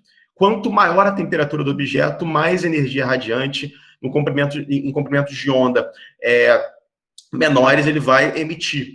Então, objetos muito quentes podem emitir energia radiante na faixa do visível. É por isso que quando você aquece uma brasa ou aquece um metal no forno, no fogo, ele pode chegar numa temperatura que vai emitir luz. A brasa emite luz por conta disso. O metal muito quente vai emitir aquela luz vermelha por conta disso. Porque quanto mais quente o objeto, quanto maior a temperatura, maior a emissão de energia radiante. Lembrando que o zero absoluto, ele aparentemente é inatingível, segundo o que a gente sabe da física atualmente. Ele é um conceito teórico. E quanto maior a temperatura do objeto, maior a frequência emitida. É por isso que as estrelas amarelas são estrelas mais frias do que estrelas azuis. Vamos voltar lá para a faixa do espectro eletromagnético, para vocês entenderem isso melhor. A luz visível amarela, ela tem uma frequência menor do que a faixa do azul. Por isso que as estrelas amarelas, elas têm uma temperatura menor, elas emitem essa faixa aqui do que as estrelas azuis, que são mais quentes e emitem uma frequência maior. E isso é muito importante na astronomia. Quem for fazer a disciplina, existe uma disciplina eletiva para vocês que é Fundamentos de Astronomia. Isso é muito importante para vocês entenderem como, a partir da radiação eletromagnética, a gente consegue saber a temperatura e a composição de corpos, como estrelas, como cometas, enfim, como uma série de corpos do sistema solar. Aqui eu botei o exemplo, não sei se vocês já assistiram esse filme, porque esse filme é velho, que é do filme Predador. Então a gente tem aqui o Arnold Schwarzenegger sendo enxergado pelo predador, que enxerga em infravermelho. E a câmera infravermelha, ou a visão infravermelha que alguns animais têm, é basicamente isso. Como o nosso corpo ele está mais com uma temperatura maior do que o meio, do que as plantas, do que à noite, por exemplo, um ambiente frio, o nosso corpo vai emitir muito mais radiação infravermelha do que os objetos mais frios. E a partir disso, se você é um animal, ou você tem um sensor, ou você, no caso do filme O Predador, você consegue enxergar na faixa do infravermelho, você consegue destacar objetos mais quentes de objetos mais frios. No caso, o corpo humano emite infravermelho maior, uma faixa de frequência maior do que o meio que está mais frio. Ficou... Professor, Oi. Tem uma série bem interessante, né, um documentário na Netflix, que é A Terra à Noite. Aí eles observam o comportamento dos animais, né, no período noturno através de uma câmera específica que consegue captar essa emissão de energia radiante dos animais. Isso. E é muito interessante mesmo. É muito interessante. Inclusive, tem duas curiosidades. A gente consegue monitorar... Excelente você falar sobre isso. A gente consegue monitorar a atividade vulcânica por satélite a partir vocês vão ter uma disciplina chamada geoprocessamento e tem sensoriamento remoto também, que eu não lembro agora se está na grade de vocês como obrigatório ou como eletivo, mas se quem fizer essa disciplina, sensoriamento remoto, vocês vão ver que alguns satélites eles conseguem enxergar na faixa do infravermelho. E a partir disso a gente consegue saber, por exemplo, a temperatura de vulcões. Então, quando o vulcão está perto de entrar em erupção, ele aquece toda a superfície, e essa superfície aquecida a gente consegue observar mesmo à noite, a partir de satélites, pela emissão de energia de radiação infravermelha. E outra coisa interessante é que usaram o infravermelho para procurar o Lázaro na floresta, no meio da mata, agora nessa perseguição midiática aí. A polícia tentou usar o infravermelho para achar ele, porque numa floresta você consegue ver os animais mais quentes do que o meio, né, à noite principalmente, e o ser humano é um animal, né, a partir dessa temperatura maior do que o meio, então isso acaba sendo visível por sensores de infravermelho. E para fechar a aula de hoje, vamos falar do sistema Terra, que a Terra é um sistema complexo. E lembre-se, você vai ouvir muito essa palavra sistema, que está baseada na teoria geral dos sistemas, que é uma teoria que surge na biologia, de um cara chamado Bertalanffy, que desenvolveu essa teoria. Vocês vão ver isso muito melhor em fundamentos de biogeografia e de morfologia. O que isso quer dizer? Significa que um sistema ele é uma relação, né, onde os elementos eles se interrelacionam e o resultado da relação entre eles é muito maior do que a simples soma desses elementos. Eu já vou dar alguns exemplos para vocês entenderem isso melhor. E a maior parte da energia recebida pela Terra vem do Sol, como eu falei anteriormente, apesar de ter uma pequena porção que vem da energia geotérmica. Por fim, nós temos a pressão atmosférica, que é muito importante vocês entenderem isso. Na verdade, o slide está fora de ordem, era para o sistema Terra ter vindo depois, não sei por que ficou fora de ordem, mas daqui a pouco a gente volta para o sistema Terra. A pressão atmosférica nada mais é do que a coluna de gases, coluna de ar, que está sobre nós. Então, nós não percebemos isso, mas tem uma coluna de gases enorme fazendo peso em cima da gente. E isso é a pressão atmosférica. Por isso que quanto mais alto nós estivermos no topo do Monte Everest, a pressão é muito menor, porque a coluna de gases é muito menor do que no nível do mar, que a coluna de gases é maior. Por isso, quando a gente sobe a serra, a gente sente no ouvido aquela diferença de pressão, né? Porque o nosso ouvido está em equilíbrio com uma determinada pressão, e quando a gente sobe ou desce a serra, a gente acaba entrando em desequilíbrio com essa pressão, e sente essa pressão no ouvido, essa diferença de pressão que às vezes até dói. E em avião também isso acontece, elevador de prédios muito altos, e é por conta dessa pressão atmosférica. Então esse desenho aqui mostra muito bem, quanto maior a altitude que você estiver, vai ser menor essa coluna de gases, então a pressão vai ser menor. No caso, quanto mais ao nível do mar você tiver, ou abaixo do nível do mar, no caso, em alguns locais do planeta que são abaixo do nível do mar, você vai ter uma coluna de gases muito maior, e essa coluna de gases vai exercer uma pressão maior sobre você.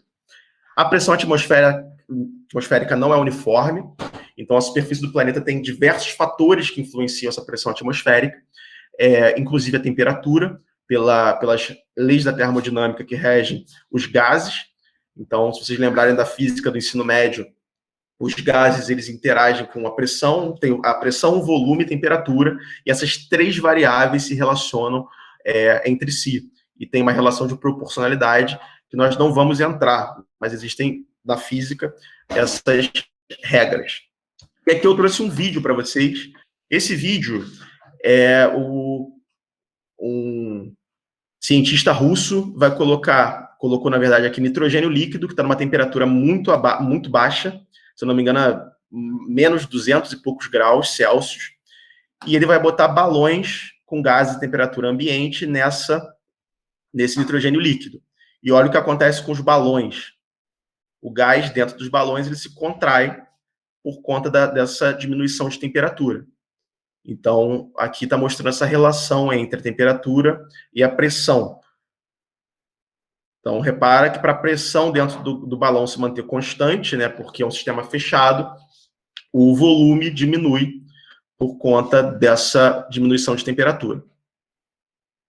Aí, daqui a pouco ele vai tirar esses balões do nitrogênio líquido e a gente vai ver o que vai acontecer. E é realmente impressionante como que os balões não estouram nessa temperatura tão baixa do nitrogênio líquido. Alguma dúvida em relação até aqui? Ficou claro? Podem falar enquanto o vídeo está rolando. Estão conseguindo ver bem o vídeo?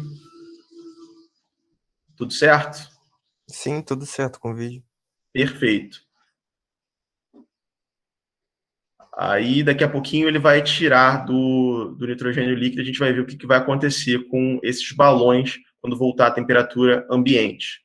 Agora.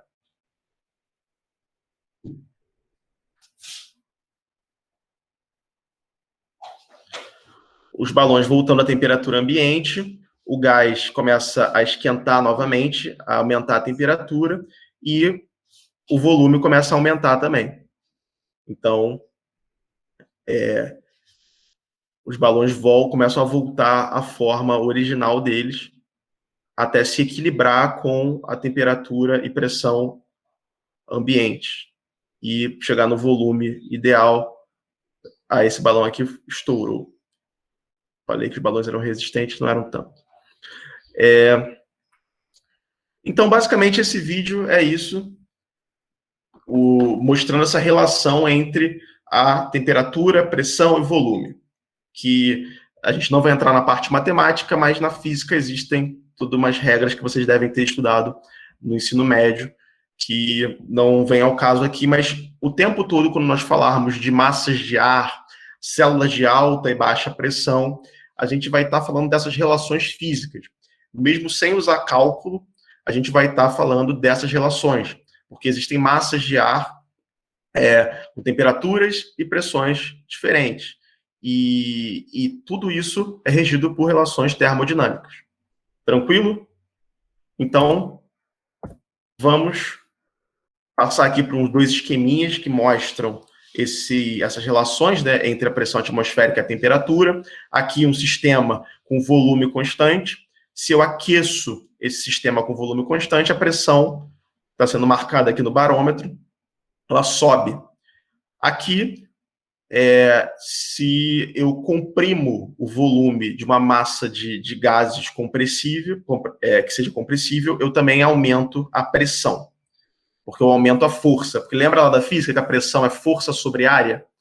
Então, a força, né, no caso da atmosfera, é a força-peso que está sobre a gente, força-peso da nossa coluna de ar, mas No caso aqui de um sistema fechado, é a força que esses gases exercem na parede desse sistema aqui, desse vidro. Licença, professor. Levantaram para mim porque eu tô sem o botão, desculpa. Perfeito. O exemplo do vídeo, ele existe algum exemplo, como posso dizer? Exemplo prático na natureza de que aquilo aconteça? Então, a gente já vai ver isso mais para frente, que a Terra não é um sistema fechado. A Terra é um sistema fechado, pode ser considerada, mas ela não tem... Porque o que acontece naqueles exemplos? Ali a gente está fixando uma variável. Então, você tem um balão que a pressão ali dentro do balão tem que se manter basicamente constante, porque ela vai ficar em equilíbrio com as forças atmosféricas. Então, o que está mudando ali é a temperatura e o volume. No planeta Terra, como é um sistema que não está fechadinho, apesar de a gente considerar ele um sistema fechado, vocês vão ver mais para frente, é difícil ver um exemplo disso, mas um exemplo é porque não é exatamente igual àquilo. Só que você vai ver muito isso com tornado, ciclone, para a gente falar disso, furacão, que são células com variação de pressão, porque na atmosfera da Terra, se você tiver uma área de baixa pressão e uma área de alta pressão uma do lado da outra, a área de maior pressão vai tender a deslocar matéria para a área de baixa pressão. Então você vai ter um deslocamento de matéria, porque você não está num sistema fechado. Então isso pode gerar deslocamento de massas de ar, é por isso que a gente tem frente fria, é por isso que a gente tem alguns fenômenos como tornado, furacão, ciclone, porque tem essa diferença de temperatura. E na Terra tem mais um agravante que vai complicar mais as coisas. No exemplo que eu dei do balão, você só tem gás dentro do balão. Na Terra você tem troca de temperatura entre o continente, que é sólido, o oceano, que é líquido, e a atmosfera, que é gasosa. Então você tem essa variação e troca de temperatura entre esses três estados da matéria. Acho que umas 2 ou 3 pessoas levantaram a mão. Pode perguntar, fiquem à vontade. Professor, essa parte que o gás ele diminui de volume, tem a ver com aquilo da agitação das moléculas? Quando fica mais frio, o gás ele para de se agitar, aí ele fica mais quietinho num cantinho menor, assim? Isso, perfeito. Que tem a ver com a aproximação das moléculas, né? Porque lembra que a temperatura é a energia translacional das moléculas? Que é a molécula se deslocando do ponto A para o ponto B? Então ela vai estar fazendo esse movimento aqui, ó, movimentos bem aleatórios. Quanto maior a temperatura, maior é esse movimento, então maior a pressão, porque essas moléculas vão estar batendo ali na parede do balão, ou na parede pensando num sistema fechado. Então, quanto maior a temperatura, maior essa energia. E quanto maior essa energia, acaba sendo maior a força, maior a pressão, porque a pressão é força sobre área. Então, quanto maior a energia cinética translacional, maior a força sobre uma determinada área, então maior a pressão. Então, por isso que o balão, quando a temperatura cai, o balão ele diminui, porque diminuiu a energia cinética, diminuiu a força que as moléculas têm ali dentro. E quando a temperatura sobe, o balão dilata, aumenta o volume, porque as moléculas estão com mais energia cinética, elas estão se afastando. Mas alguém levantou a mão e alguém abriu o áudio, podem falar à vontade, fiquem à vontade. Sim.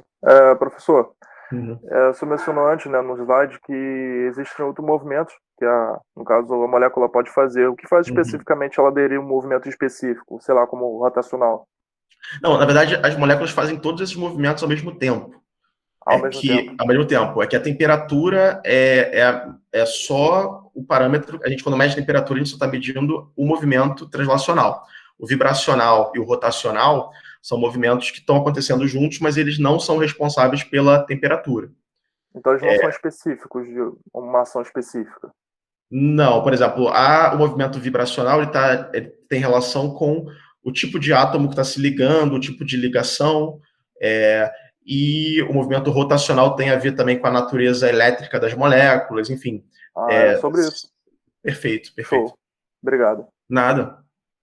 Eu acho que tem mais gente para falar, com dúvidas, pode. Sou eu. Só para ter certeza, então se, por exemplo, aumenta a temperatura, a pressão também aumenta? Já que Sim. a agitação fica maior e aí tem mais atrito. Se eu comprimo o composto também vai aumentar a pressão, vai aumentar também a temperatura.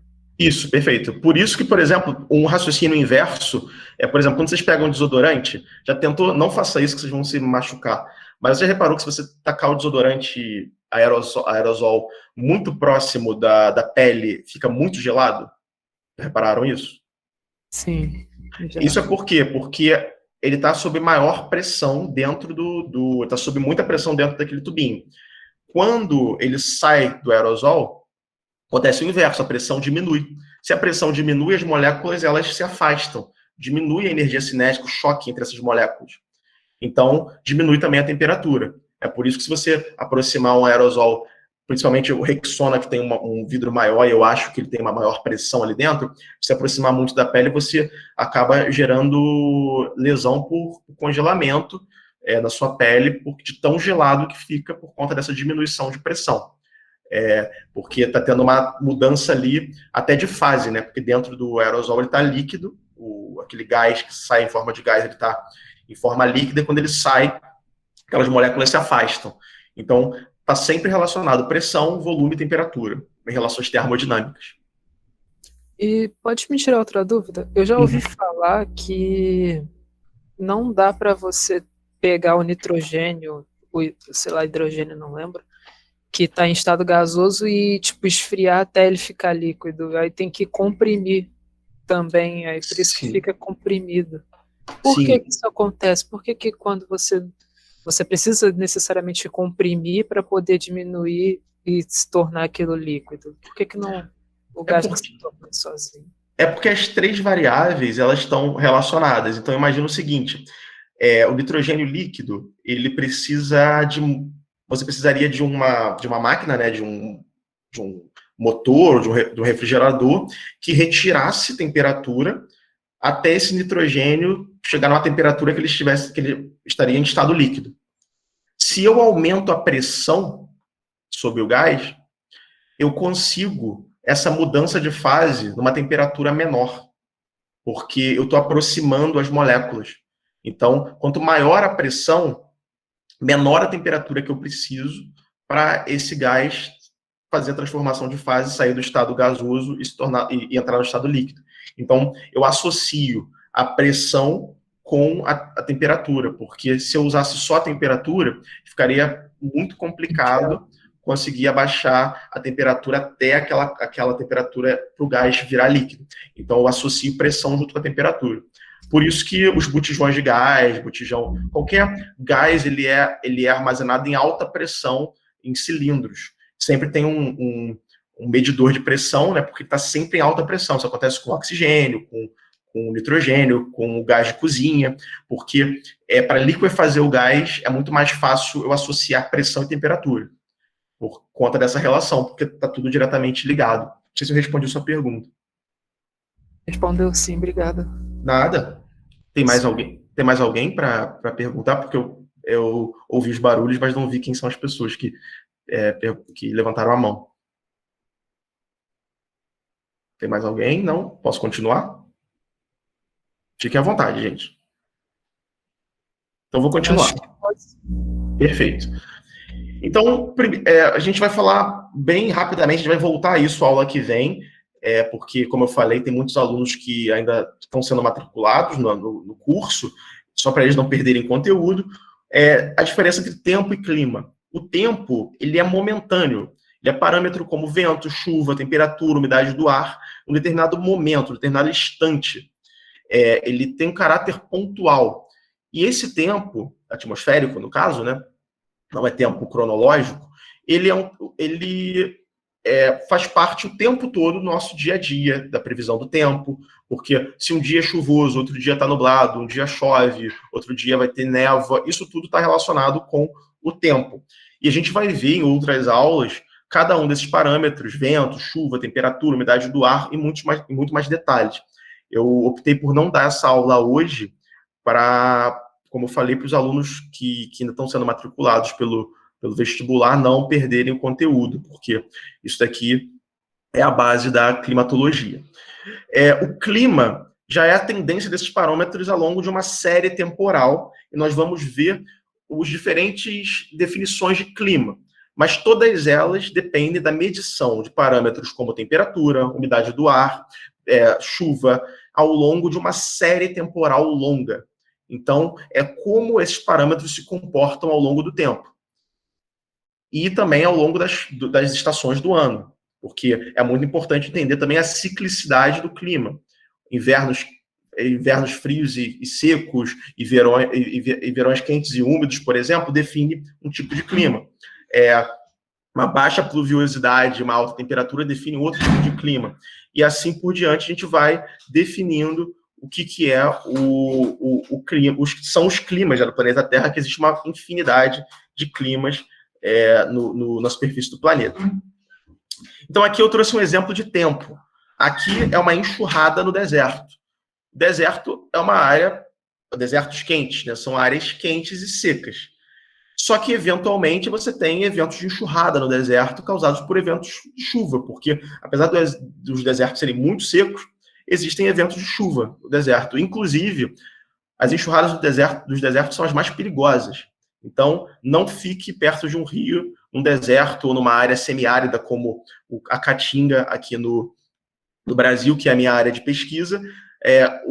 A coisa mais perigosa dessas áreas é você estar num evento de chuva nessas áreas, porque rapidamente vai ter uma enxurrada e uma quantidade enorme de água com areia, com bloco, com um monte de coisa vai ser arrastado em minutos. Eu ia até trazer um vídeo de uma enxurrada na Caatinga, mas acabei não colocando na apresentação de slide. Mas isso, em locais muito secos, geralmente quando tem eventos de chuva, os rios eles enchem muito rapidamente e tem essas enxurradas, apesar de serem eventos raros. E aqui um outro exemplo que é a neve no Saara. O Saara é quente e seco, mas às vezes neva no Saara. Por mais bizarro que possa parecer, existem fotografias, e até recentemente, acho que tem uns 2 ou 3 anos, teve um evento desse, de neve no deserto do Saara. Até aí, tudo bem? Todo mundo entendeu? Que esse é o tempo, que é momentâneo, que isso não altera as tendências climáticas ao longo de uma série temporal, porque ao longo de décadas o deserto continua sendo quente e seco, nos dois casos, apesar de eventualmente ter um evento de neve no Saara, um evento de enxurrada no deserto quente e seco. Até aí tudo bem? Foi? Alguma dúvida? Alguma colocação? Posso continuar? Tem algumas pessoas que vão levantar. Ah, tá. Então pode perguntar, por favor. Fique à vontade. Não, então, eu não sei, eu acabei me caindo a conexão aqui, mas qual o tempo médio, assim, para você definir o que é clima? Qual o tempo mínimo de pesquisa? Boa pergunta. A gente vai ver isso nas próximas aulas. Depende do critério. No geral, a faixa de 30 anos de medição, que é o que tem em muitos livros por aí. Mas existem outros critérios que não levam em conta 30 anos. Mas, pelo menos, algumas décadas, para você ter uma noção do que é o clima. Então, há bastante tempo. Uma noção precisa. Porque, senão você pode estar medindo, por exemplo, já pensou que você mede um ano só e, num determinado momento, tem neve no Saara e você considera que isso é um evento normal que acontece todo ano. Mas, na verdade, esse evento aqui ocorre de, sei lá, de 30 em 30 anos, de 10 em 10 anos, de 50 em 50 anos, porque isso acontece muito nas geociências. Existe uma coisa chamada frequência e magnitude dos eventos. Os eventos, eles podem ter, geralmente eles têm uma baixa frequência, eles têm uma alta magnitude. Então, vamos pensar num furacão absurdamente forte. Esse furacão, geralmente, ele vai acontecer vai ter um intervalo de recorrência muito grande. Ele vai demorar para acontecer novamente. E, geralmente, eventos como, por exemplo, uma chuva fraquinha, banal, é um evento que tem uma frequência alta, ele acontece direto, mensalmente, semanalmente, depende do clima.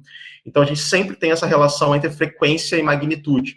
Geralmente, eventos de alta magnitude, eventos extremos, eles têm uma frequência muito baixa. Então, eles ocorrem com um intervalo de tempo muito grande entre um evento e outro.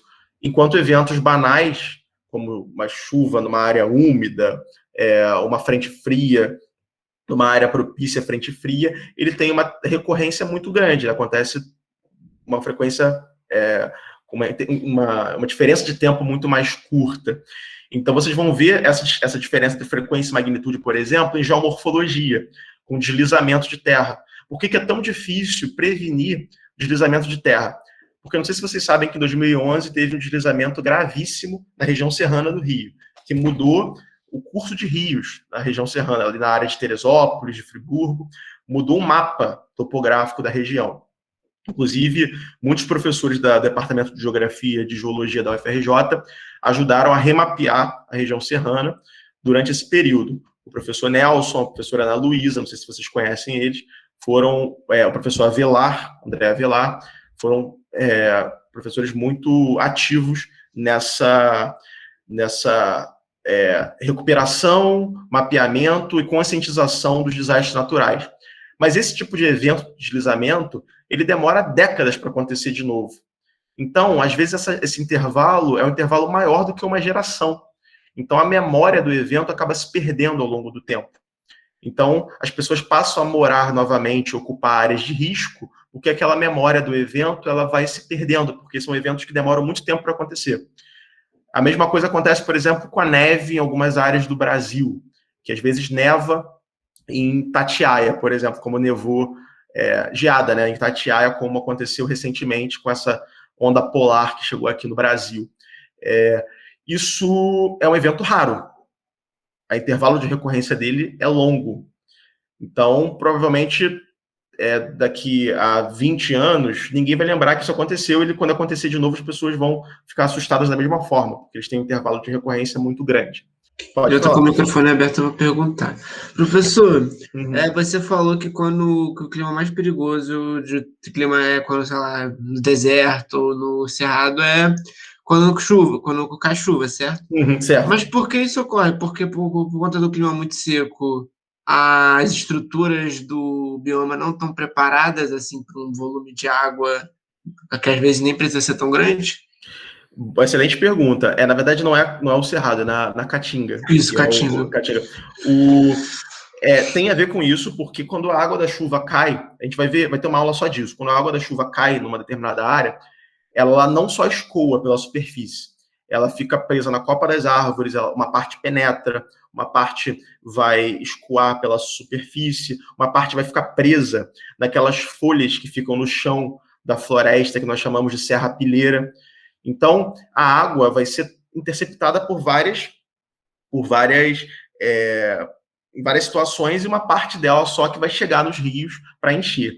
Em áreas tropicais, no geral, você tem solos tropicais úmidas, né? Você tem solos muito mais profundos, então a água consegue penetrar muito mais no solo e ficar retida ali. Você tem camada de folha embaixo das árvores muito maiores, então a água também fica retida ali. Você tem árvores com copas muito mais densas, então fica uma parte retida ali, e só uma outra pequena parte que vai ser escoada pela superfície e vai chegar imediatamente nos rios.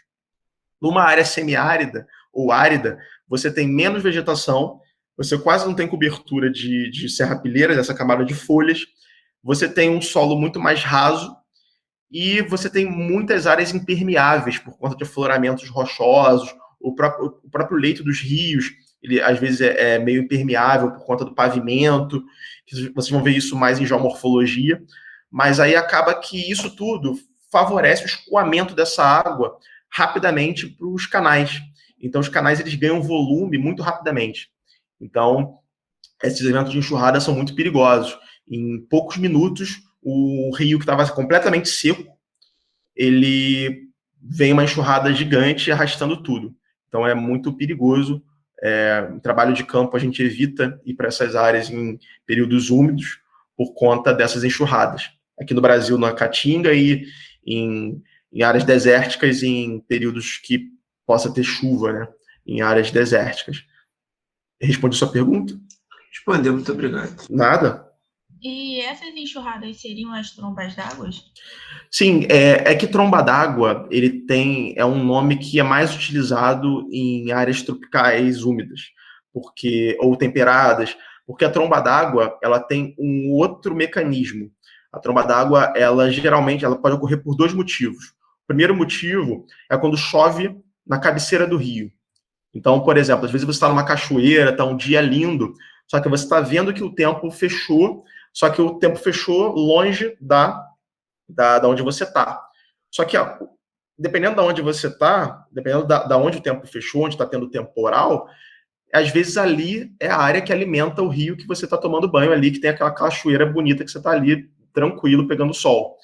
Então, aquele volume de água que vai ser introduzido nos rios, nos canais que alimentam essa cachoeira, lá na cabeceira, em algum momento, vai rapidamente aumentar o volume de água na cachoeira e, dependendo do local, pode acontecer de uma forma tão rápida que você fique preso ali na cachoeira ou que o volume de água aumente numa velocidade tão rápida que te arraste e cause um acidente até fatal. Um outro motivo da tromba d'água são as barreiras naturais que às vezes acontecem no rio. Por exemplo, vamos supor que uma árvore caia dentro de um rio. Essa árvore vai represar aquela água. Até que vai ter tanta água represada que a força da água vai empurrar aquele galho. Então vai ser, rapidamente, você vai ter um volume de água represado sendo liberado rapidamente, e aquele volume de água vai seguir o rio. E se você estiver tomando banho, estiver numa cachoeira, aquilo dali vai representar um volume de água com detrito muito forte, que pode te arrastar, causar um acidente até fatal. Isso acontece com árvore, acontece com pedra, acontece com deslizamento de terra, e por isso que é muito importante, quando vocês forem em cachoeiras e rios, duas coisas. Nunca ficar embaixo da cachoeira, porque o rio ele carrega pedra, então você pode levar uma pedrada da cachoeira e morrer. E segundo nunca ficar desligado do tempo. Se o tempo fechar num lugar, mesmo que seja longe de onde você está, sai de dentro da água, porque o volume de água ali no canal pode aumentar rapidamente. E o clima, a gente vai ver muito isso, ele está em equilíbrio com os biomas. É o clima que define, basicamente, o porquê, por exemplo, a floresta amazônica está no lugar que ela está. É o clima que define por que a Caatinga está no local que ela está, por que o Cerrado está no local que ele está. Porque o equilíbrio entre o clima, que a gente chama de clímax climático, vocês vão ver isso em Fundamentos de Biogeografia, semestre que vem. O clímax climático, que é o equilíbrio entre a vegetação com o clima, é o que a gente chama de bioma. São as comunidades que estão em equilíbrio com esse clima. E a relação entre o bioma e o clima também é reflexiva. Porque a Amazônia ela seria muito menor do que ela é hoje se ela não aumentasse a umidade atmosférica. Então, por exemplo, a gente vai ter uma aula sobre rios voadores, e a Amazônia, ela, por processo de... as plantas, quando fazem fotossíntese, elas liberam vapor de água, elas liberam água. Então, a Amazônia, ela consegue jogar uma quantidade enorme de água na atmosfera. Então, a Amazônia, se dependesse só das massas de ar naturais do planeta, ela seria muito menor do que ela é hoje. Como a Amazônia consegue umidificar muito o ar, e essa umidade vai sendo arrastada pelas correntes de ar natural, ela consegue umidificar uma parte maior do Brasil e consegue ser responsável por chuvas em outras partes do Brasil que não teria chuva se não tivesse a Amazônia. Então, é uma relação reflexiva. A Amazônia está lá por causa do clima e a Amazônia tem o tamanho que tem porque ela influencia o clima. Então, o clima, ele é essa tendência ao longo do tempo, porque imagina quantos milhares de anos é necessário uma floresta como a Amazônia se estabelecer na área que ela ocupa, é a maior floresta tropical do mundo, dentro de um contexto geológico. Imagina quanto tempo, quantos milhares de anos é necessário para esses organismos tanto evoluírem e formarem esse tipo de floresta, quanto se estabelecerem, crescerem, formar essa comunidade vegetal em equilíbrio ali com o clima. Então, o clima influencia a vegetação e a vegetação influencia o clima. Por exemplo, a Mata Atlântica. Não existiria Mata Atlântica se não tivesse a umidade vindo do Oceano Atlântico. Por isso que tem esse nome Mata Atlântica. Porque ela é alimentada pelas massas de ar úmida que vem do Oceano Atlântico.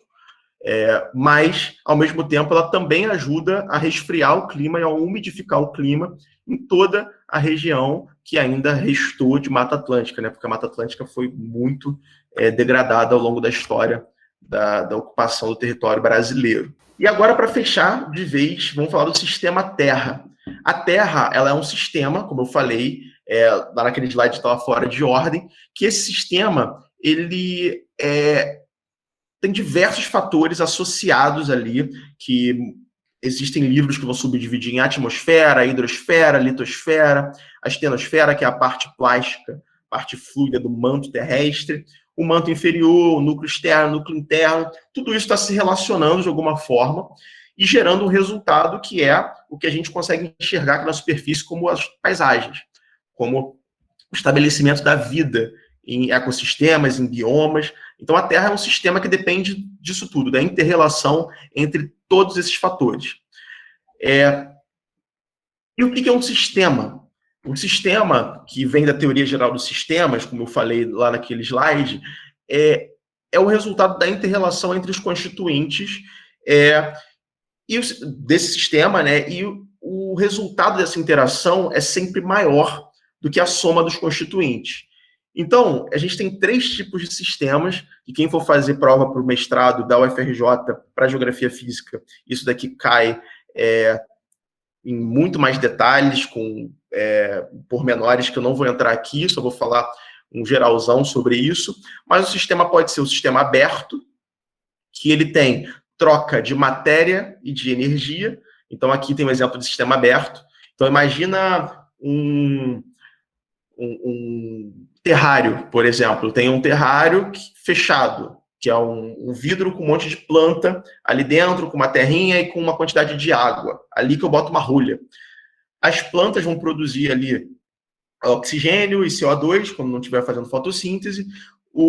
A quantidade de água ali não vai variar, a quantidade de gás também não vai variar, só vai ter entrada de energia solar. Isso seria um sistema fechado, porque eu tenho a troca de energia com o meio, mas eu não tenho troca de matéria. A quantidade de gases, de matéria no geral, de água, vai se manter constante. Num sistema aberto, eu teria troca de água e não só de água, né, de matéria no geral e de energia. Então, imagina o mesmo caso desse terrário, se eu abrisse a rolha do terrário e começasse a ter troca gasosa entre a atmosfera terrestre e o que está dentro do terrário, seria um sistema aberto, porque além da troca de energia com o meio, temperatura, radiação solar, eu teria também troca de matéria, porque entraria gases que estão fora daquele sistema. E tem um sistema isolado, que é um sistema que não há troca de matéria nem energia, mas isso daqui é um sistema teórico, muito utilizado em termodinâmica, mas para a gente, nas ciências da Terra, isso daqui não faz muito sentido, porque isso é abstrato, porque, no geral, qualquer sistema que a gente tem a capacidade de construir ou de habitar, né, no caso dos sistemas terrestres, eles não são sistemas isolados, eles trocam pelo menos energia e, às vezes, trocam matéria. Mas, no caso do planeta Terra como um todo, o planeta Terra pode ser considerado um sistema fechado, porque a troca de matéria com o espaço, que é perder um pouquinho de gases ou entrar um asteroide, é desprezível no contexto da massa do planeta Terra. Então, um exemplo de sistema que eu adoro dar, porque eu acho que é o exemplo mais lúdico de sistema. O sistema nervoso da gente. Imagina que um neurônio, se eu começar a entender como é que o neurônio funciona, eu vou perceber que ele é uma célula, que tem aquelas partes lá que vocês aprenderam no ensino médio em biologia, que tem transferência de pulsos elétricos dentro desse neurônio. Só que eu não vou conseguir nunca entender a complexidade da consciência humana a partir do estudo de um neurônio só. Porque a consciência humana, ela é o resultado da interação sistêmica, muito maior do que a soma de cada neurônio funcionando isoladamente, com o resultado dessa interação dos neurônios no nosso cérebro gera algo complexo como a consciência humana, que é algo completamente inesperado se você estudar isoladamente cada célula que compõe o nosso sistema nervoso, já que a consciência envolve diversos conceitos abstratos, como conceito de finitude e de que nós vamos morrer, por exemplo. É um conceito que até onde nós sabemos é um conceito humano. Outros animais não teriam essa consciência. Então, isso é um exemplo clássico de sistema. E, como eu falei, o sistema Terra ele pode ser considerado um sistema fechado, que troca matéria, que não a troca significativa de matéria com o espaço. Essa troca de matéria com o espaço ela é desprezível. Então, a gente só tem troca de energia com a energia eletromagnética vinda do Sol.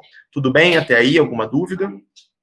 E, por fim, para fechar, que vai ser o assunto da aula que vem, que a gente vai entrar na parte mais hard da climatologia, que é a composição da atmosfera terrestre, que ela é composta basicamente por nitrogênio, que é muito importante para um ciclo biogeoquímico chamado ciclo nitrogênio, que nós vamos ver, se não me engano, na quarta aula, 21% de oxigênio, esse oxigênio produzido pela vida.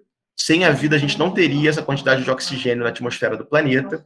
O oxigênio é um gás bioindicador, é um dos gases que nós procuramos em outros planetas como indício da vida, porque é praticamente impossível existir uma quantidade dessa de oxigênio livre em um planeta se ele não for produzido o tempo inteiro pela vida, porque o oxigênio é muito reativo, então ele rapidamente reage com a crosta terrestre para formar compostos oxidados, que a gente chama de óxidos, e 1% de dióxido de carbono, argônio, vapor de água e outros gases, como hélio, enfim, só 1% desses gases, incluindo os gases do efeito estufa, e estão nessa porção aqui. E é muito importante falar que a vida influenciou e sempre vai influenciar a composição da atmosfera terrestre. Então, isso é muito importante, porque quando a gente for falar dos ciclos, a gente vai ver que tanto o carbono, quanto o nitrogênio, quanto o oxigênio, tem ciclos que envolvem, em alguma das etapas, a vida para manter esse sistema terrestre funcionando e a atmosfera do jeito que a gente conhece ela hoje. Apesar de, na próxima aula, a gente ver como essa atmosfera evoluiu no tempo geológico, e a vida tem um papel fundamental nessa evolução da atmosfera do planeta. Para a próxima aula, nós temos um texto que é Quando o Metano Ditava o Clima, que é do Cassin, que é um texto da Scientific American, que é um texto, é um texto curto, bem didático, porque a Scientific American é uma revista de divulgação científica, e esse texto vai falar da atmosfera primitiva do planeta Terra, que esse cientista ele propõe que a atmosfera primitiva do planeta era rica em metano, e para quem não sabe, o metano é um excelente gás do efeito estufa, e isso explicaria como que a Terra conseguia reter calor com a atmosfera primitiva. Então, só dei um spoiler aqui do texto, a gente vai discutir ele na próxima aula, porque os tópicos da próxima aula são evolução geológica da atmosfera do planeta, e vamos entrar em tentar avançar em alguns outros assuntos. Então, até semana que vem, qualquer dúvida pode chamar WhatsApp, e-mail, Classroom, estão disponíveis aí, eu e os monitores. Valeu, tchau, tchau.